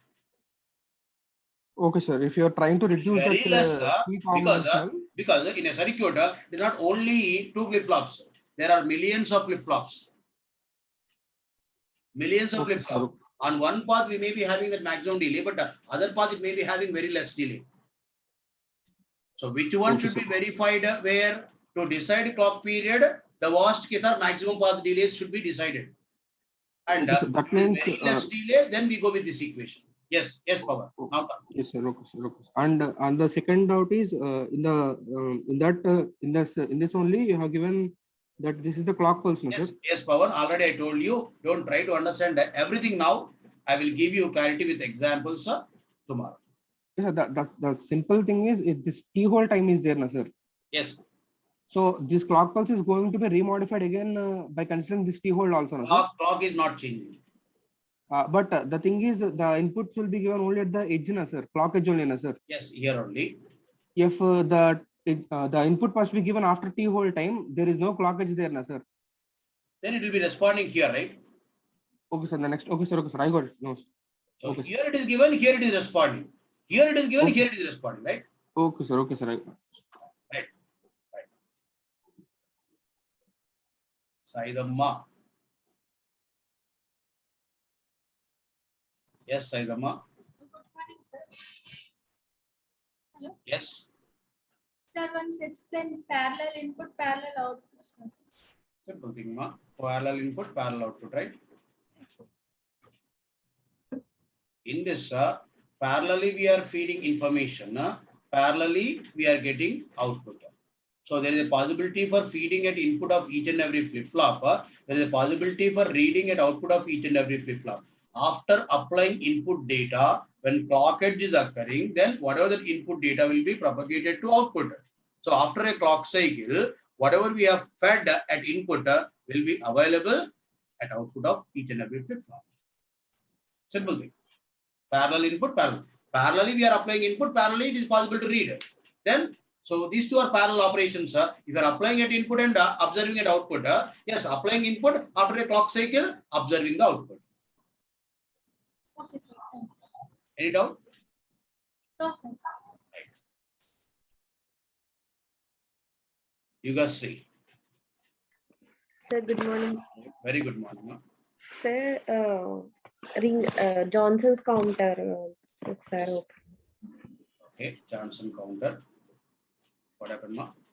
Sir, ఇప్పుడు మనము 000 అని తీసుకున్నాం కదా sir అప్పుడు 8 inputs వచ్చినాయి కదా sir మనకి అలా 10101 తీసుకున్నప్పుడు 2 వచ్చినాయి కదా సార్ అప్పుడు 101 ఏంటి ఇది 5 బిట్ కౌంటర్ అమ్మ 5 బిట్ కౌంటర్ అంటే కౌంటర్స్ వేరేలా తీసుకున్నప్పుడు 2 బిట్స్ ఎగ్జాంపుల్ ఎందుకు ఈ ఎగ్జాంపుల్ తీసుకున్నానంటే మనం అనుకుంటాం ఎప్పుడు కూడా 2a అనుకుంటాం.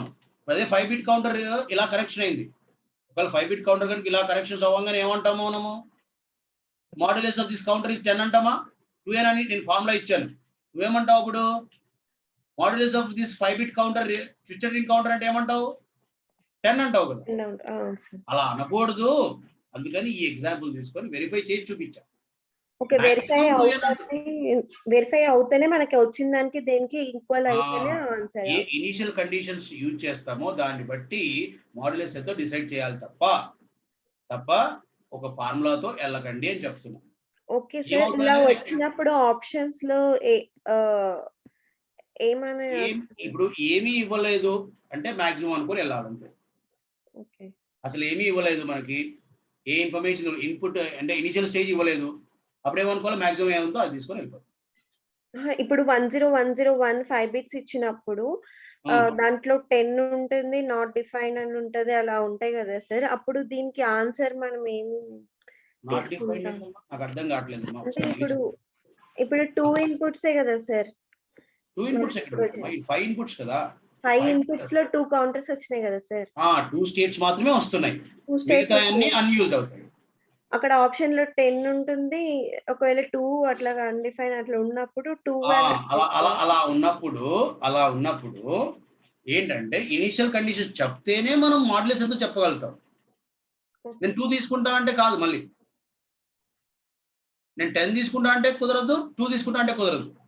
ఏంటి ఆ ఇన్పుట్ కండిషన్స్ 10101 ఇచ్చి 5 బిట్ కౌంటర్ అన్నప్పుడు అప్పుడు 2 అని కన్సిడర్ చేస్తాం. అర్థమవుతుందా?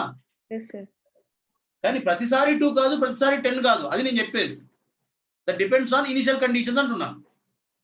ఓకే సార్, అర్థమైందా? Okay sir. Sir last page చెప్పారు సార్. లాస్ట్ పేజ్ ఈ రెండు ఈక్వేషన్స్ గురించి ఇప్పుడు కంటే ఒక్కసారి పేపర్ మీద రాసుకొని ఒకసారి చూడండి, నేను రేపు క్లియర్ గా ఎక్స్ప్లెయిన్ చేస్తాను. సార్ ఇక్కడ ఇన్పుట్స్ మీరు గ్రాఫ్ లో ఇట్లా చూపించారు కదా సార్, అవి ఎట్లా వచ్చినా అర్థం అవ్వట్లేదు సార్. ఒకవేళ అలా చేంజ్ అవుతే అంటున్న ఎగ్జాంపుల్, అలా అవుతుంది అని కాదు. ఫంక్షనాలిటీ ఏం లేదు ఇక్కడమ్మా. ఏం ఫంక్షన్ ఉంది అని చెప్పేసి ఆలోచించకండి. ఒకవేళ అలా చేంజ్ అవుతుంది అనుకోండి, ఒకవేళ చేంజ్ అవుతున్నప్పుడు ఎలా చేంజ్ అవ్వచ్చు అని అంటే ఏ పాయింట్ ఆఫ్ టైంలో చేంజెస్ యాక్సెప్టబుల్ చెప్పాను అంతే. ఇలా అయితే కనుక యాక్సెప్ట్ అవుతుంది, ఇలా అయితే కనుక యాక్సెప్ట్, ఇలా అయితే అవ్వదు అని చెప్తున్నాను అంతే. ఒక ఎగ్జాంపుల్ తీసుకున్నాను, అలా ఎందుకు అవుతుంది అనేది మీరు ఆలోచించాల్సిన అవసరం లేదమ్మా. ఫంక్షనాలిటీ ఏంటనేది ఇప్పుడు కాదు, అర్థమైందా? దీనిపైన కొంచెం కన్ఫ్యూజ్ ఉంది సార్. ఏం కాదు, ఈక్వేషన్స్ రాసుకొని చూడు, రేపు నీకు ఏం లేదు. మీకు ఎగ్జామ్స్ కావాల్సింది ఏంటంటే ఈ రెండు ఈక్వేషన్స్ మాత్రమే, కానీ ఆ క్లారిటీ కూడా రేపు ఎగ్జాంపుల్స్ తో వస్తుంది. ఓకే సార్, కంగారు పడాల్సిన అవసరం లేదు. ఈ రెండు ఈక్వేషన్స్ సర్క్యూట్స్ ఒకసారి ఫోటో తీసుకొని ఒకసారి పెట్టుకొని చూడండి, కరెక్ట్ గా ట్రై చేయండి, రేపు క్లారిటీ వస్తుంది. సరేనా? Okay, thank you. Nagalingeswararao. Good morning sir. Very good morning Nagalingeswararao. Sir ఒకసారి జాన్సన్ కౌంటర్ ఏమైంది? జాన్సన్ కౌంటర్ నాన్న ఇక్కడ 5 బిట్స్ ఇచ్చినప్పుడు 2 స్టేట్స్ వచ్చాయి కదా సార్. అవును. ఇలా అంటే నెంబర్ ఆఫ్ అన్యూజ్డ్ స్టేట్స్ కనుక్కోవడానికి ఏమైనా ఫార్ములా ఉంటుందా? ఉంటుంది. ఇప్పుడు 5 బిట్ కౌంటర్ అంటే 2^5 మొత్తం స్టేట్స్. అవును సార్. తర్వాత యూజ్డ్ అన్ని దాన్ని బట్టి total minus used unused. Okay. Initial condition specify చేస్తేనే అందులో ఎన్ని అన్యూజ్డ్ అని చెప్తాం. ఇనిషియల్ కండిషన్ స్పెసిఫై చేయకపోతే మాక్సిమం మాడ్యులస్ తో వెళ్ళిపోవడమే. ఇప్పుడు ఒకవేళ n bit counter, what is the number of unused states in n bit Johnson counter అన్నాను, ఏం చెప్తాము? 2^n - 2n అంతే, మాక్సిమం తో వెళ్తాం. అంటే టోటల్ స్టేట్స్ ఎన్ని ఉంటాయి అన్న? 2^n కదా. Yes sir. దాంట్లో యూజ్ అన్ని 2n అనుకుంటాం అనుకో. ఒకవేళ మాక్సిమం స్టేట్స్ వెళ్తుంది అనుకో, ఒకవేళ అప్పుడు ఏమంటాం? 2n యూజ్ అయినప్పుడు మిగతా అన్యూజే కదా. అవును సార్. n బిట్ కౌంటర్ అంటే 2^n స్టేట్స్ ఉంటాయి, అందులో 2n స్టేట్స్ యూజ్ అయినప్పుడు మిగతా అన్యూజే కదా. అవును సార్. ఇది ఇనిషియల్ కండిషన్ స్పెసిఫై చేయనప్పుడు ఇలా వెళ్ళిపోవడమే.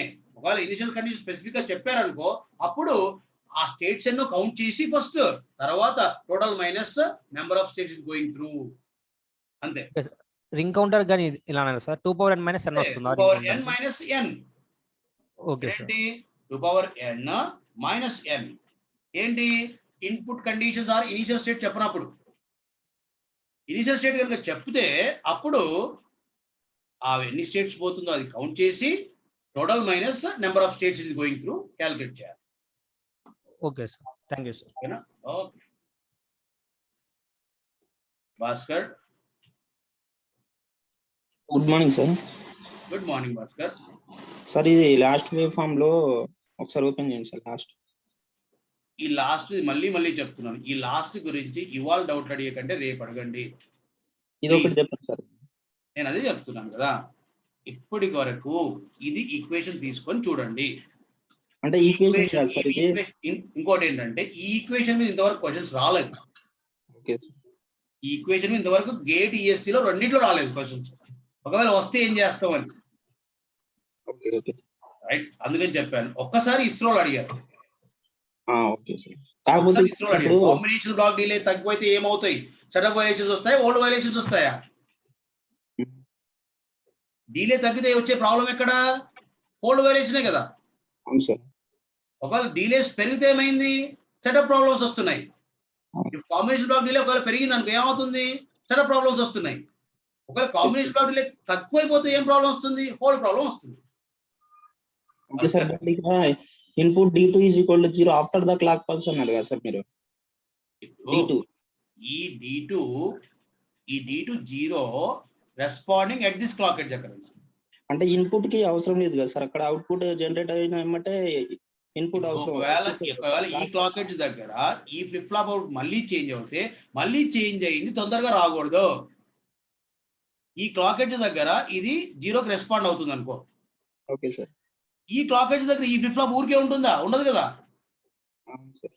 ఎందుకని? దాని ఇన్పుట్స్ కూడా రెడీగా ఉంటాయి. అందుకని ఈ క్లాక్ ఎడ్జ్ దగ్గర it is responding to 0, it is changing to 1 for example. అప్పుడు ఏమవుతుంది?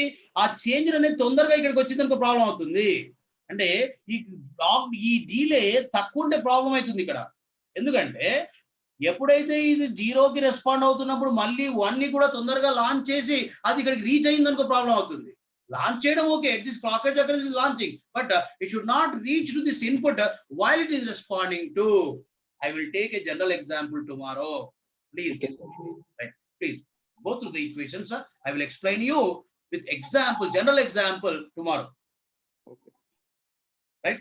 First session itself, I will talk about that. Right, Bhaskar? Okay, sir. Okay, na? Okay, sir. Thanks, sir.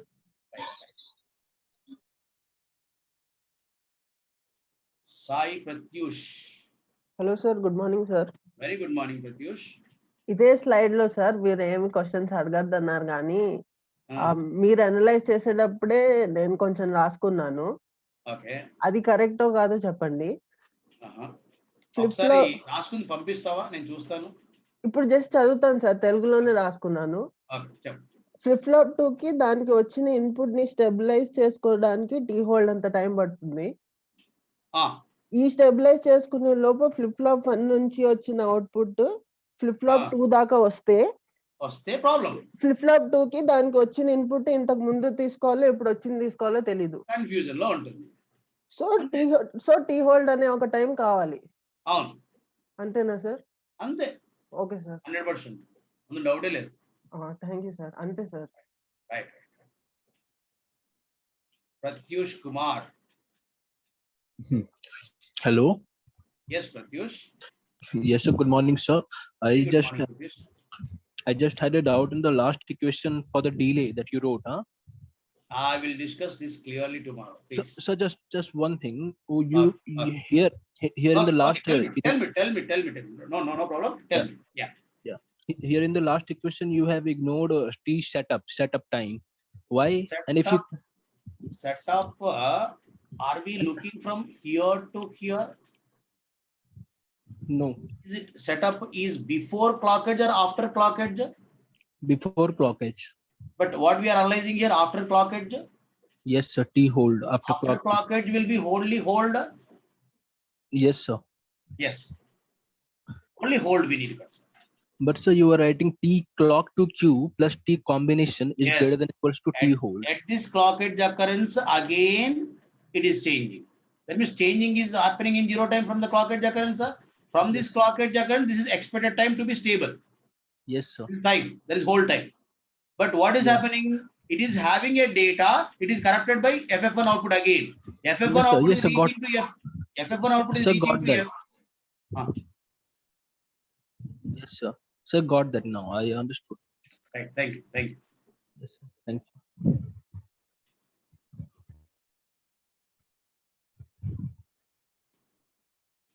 Dinesh, sorry. Good morning sir. Very good morning, Dinesh. Sir నాకు general doubt ఉంది. Like ఇప్పుడు F1 F2 functions అనేది మిన్ terms లో represent చేశాడు. అవును. Represent చేసినప్పుడు ఆ F1 F2 అనేది AND గేట్ కి ఇచ్చాడు. ఓకే. AND గేట్ ఇచ్చినప్పుడు మనం జనరల్ గా కామన్ తీసుకుంటాం కదా సార్. అవును. F1 OR గేట్ కి ఇచ్చినప్పుడు రెండు యూనియన్ తీసుకుంటాం. అట్లా ఇప్పుడు ఒకవేళ ఐ మీన్ NAND గేట్ లేకపోతే NOR గేట్ లేకపోతే NAND అయితే ఏం చేస్తావు చెప్పు? AND ఏనికి తెలుసు కదా? NAND చేస్తే దానికి మిన్ టర్మ్ వచ్చిన ఆన్సర్ కి బార్ తీసుకోవాలి. అంతే. బార్ అంటే ఇప్పుడు సార్ ఫంక్షన్ కి బార్ అంటే ఏం తీసుకోవాలి సార్? ఇప్పుడు ఫంక్షన్ లో 1 2 3 బిట్. ఒక విషయం ఏంటంటే నువ్వు చేయాల్సింది ఏంటంటే ఇప్పుడు నీకు NAND చేయాలనుకున్నావు. ఫస్ట్ ఏం చేయి? AND చేయి. ఇక్కడ for example sigma M of 237 వచ్చినాయి అనుకో. ఇప్పుడు NAND చేస్తే ఏమొస్తుంది చెప్పు? నాట్ చేస్తే దానికి బార్ వస్తుంది. 0 1 4 5 6. ఇప్పుడు ఇది మాక్సిమం టర్మ్స్ అనుకోవాలా సార్ దీన్ని, లేకపోతే మిన్ టర్మ్స్? ఏవైతే ఇక్కడ మిస్ అయినాయో ఇవి మ్యాక్స్ టర్మ్స్ అవుతాయి. ఇది ఈక్వల్ టు రాయొచ్చు పై ఎం ఆఫ్ 237 రాయొచ్చు. ఓకే, కానీ రిజల్ట్ నాట్ ముందు మ్యాక్స్ టర్మ్స్ వచ్చేసి ఏవైతే మిన్ టర్మ్స్ ఉన్నాయో అవి మ్యాక్స్ టర్మ్స్ అవుతాయి. ఇక్కడ దీని ఏం రాయొచ్చు? పై ఎం ఆఫ్ వాట్ ఇస్ దట్ 0 1 4 5 6. ఇక్కడ మిన్ టర్మ్స్ ఉన్నాయి, ఇక్కడ మ్యాక్స్ టర్మ్స్, ఇక్కడ మ్యాక్స్ టర్మ్స్ ఉన్నాయి, ఇక్కడ మిన్ టర్మ్స్ అవుతాయి అంతే. Okay sir. ఓకేనా సార్? ఇంకోటి లైక్ సైన్ ఎక్స్టెన్షన్ ఫార్మ్, ఇప్పుడు మనము నెగటివ్ నెంబర్ ని 2's కాంప్లిమెంట్ లో రిప్రజెంట్ చేసినప్పుడు సైన్ ఎక్స్టెన్షన్ తీసుకుంటున్నాం కదా సార్, లాస్ట్ MSB బిట్. ఒకవేళ 1's కాంప్లిమెంట్ లేకపోతే సైన్ మ్యాగ్నిట్యూడ్ లో రిప్రజెంట్ చేసినప్పుడు మనం 0 ప్యాడింగ్ చేస్తాం. 1's కాంప్లిమెంట్ లో కూడా అప్లికబుల్, కానీ సైన్ మ్యాగ్నిట్యూడ్ అప్లికబుల్ కాదు. ఓకే, సైన్ మ్యాగ్నిట్యూడ్ ఇప్పుడు 0 సపరేట్ ఒకవేళ చెప్తాను చూడు. సైన్ మ్యాగ్నిట్యూడ్ నెంబర్ ఇలా ఉంది 1 1 0 1. వాల్యూ ఎంత చెప్పు సైన్ మ్యాగ్నిట్యూడ్ లో? -5. సో సైన్ ఎక్స్టెన్షన్ చేశాను అనుకో ఏమవుతుంది? ఇది -13. సైన్ ఎక్స్టెన్షన్ అప్లికబుల్ అయిందా? No sir. అందుకని కాదు. మిగతా 2 రిప్రజెంటేషన్స్ లో అవుతుంది. Okay sir. అంటే ఇప్పుడు నేను నాకు -5 ని 4 బిట్స్ లో రిప్రజెంట్ చేసేయచ్చు, కానీ నాకు 5 బిట్స్ లో రావాలి అంటే ఏం చేయాలంటే ఫస్ట్ మ్యాగ్నిట్యూడ్ అంటే ఇచ్చేసి 1 బిట్. ఇప్పుడు ఇది -5 కదా? సార్ ఇలా చేయాలి. ఓకే, ఫస్ట్ 0 సపరేట్ చేసుకొని MSB బిట్ చేంజ్ చేసుకోవాలి. మ్యాగ్నిట్యూడ్ డిసైడ్ చేయి ఫస్ట్. Okay sir. ఒకవేళ 5 బిట్స్ అంటే 4 బిట్స్ మ్యాగ్నిట్యూడ్ కదా సైన్ మ్యాగ్నిట్యూడ్ లో. Yes sir. 4 బిట్స్ తో మ్యాగ్నిట్యూడ్ రిప్రజెంట్ చేసిన తర్వాత సైన్ అంటే అపెండ్ చేయి అంతే. Okay sir. నేను రివర్స్ చేస్తున్నా సార్, ఫస్ట్ యాడ్ చేసి నెక్స్ట్ 0 యాడ్ చేసి. Okay sir, thank you sir. Okay sir. Like నాకు మళ్ళీ లైక్ ఇప్పుడు మీరు టీ హోల్డ్ టీ సెటప్ గురించి ఇప్పుడు రాశారు సార్. రేపు చెప్తాం. Okay sir. రేపు అర్థమవుతుంది. నేను ఒక ఎగ్జాంపుల్ తీసుకొని చెప్తాను. Don't be late tomorrow. Maybe first session itself I may be talking on that. Okay, thanks.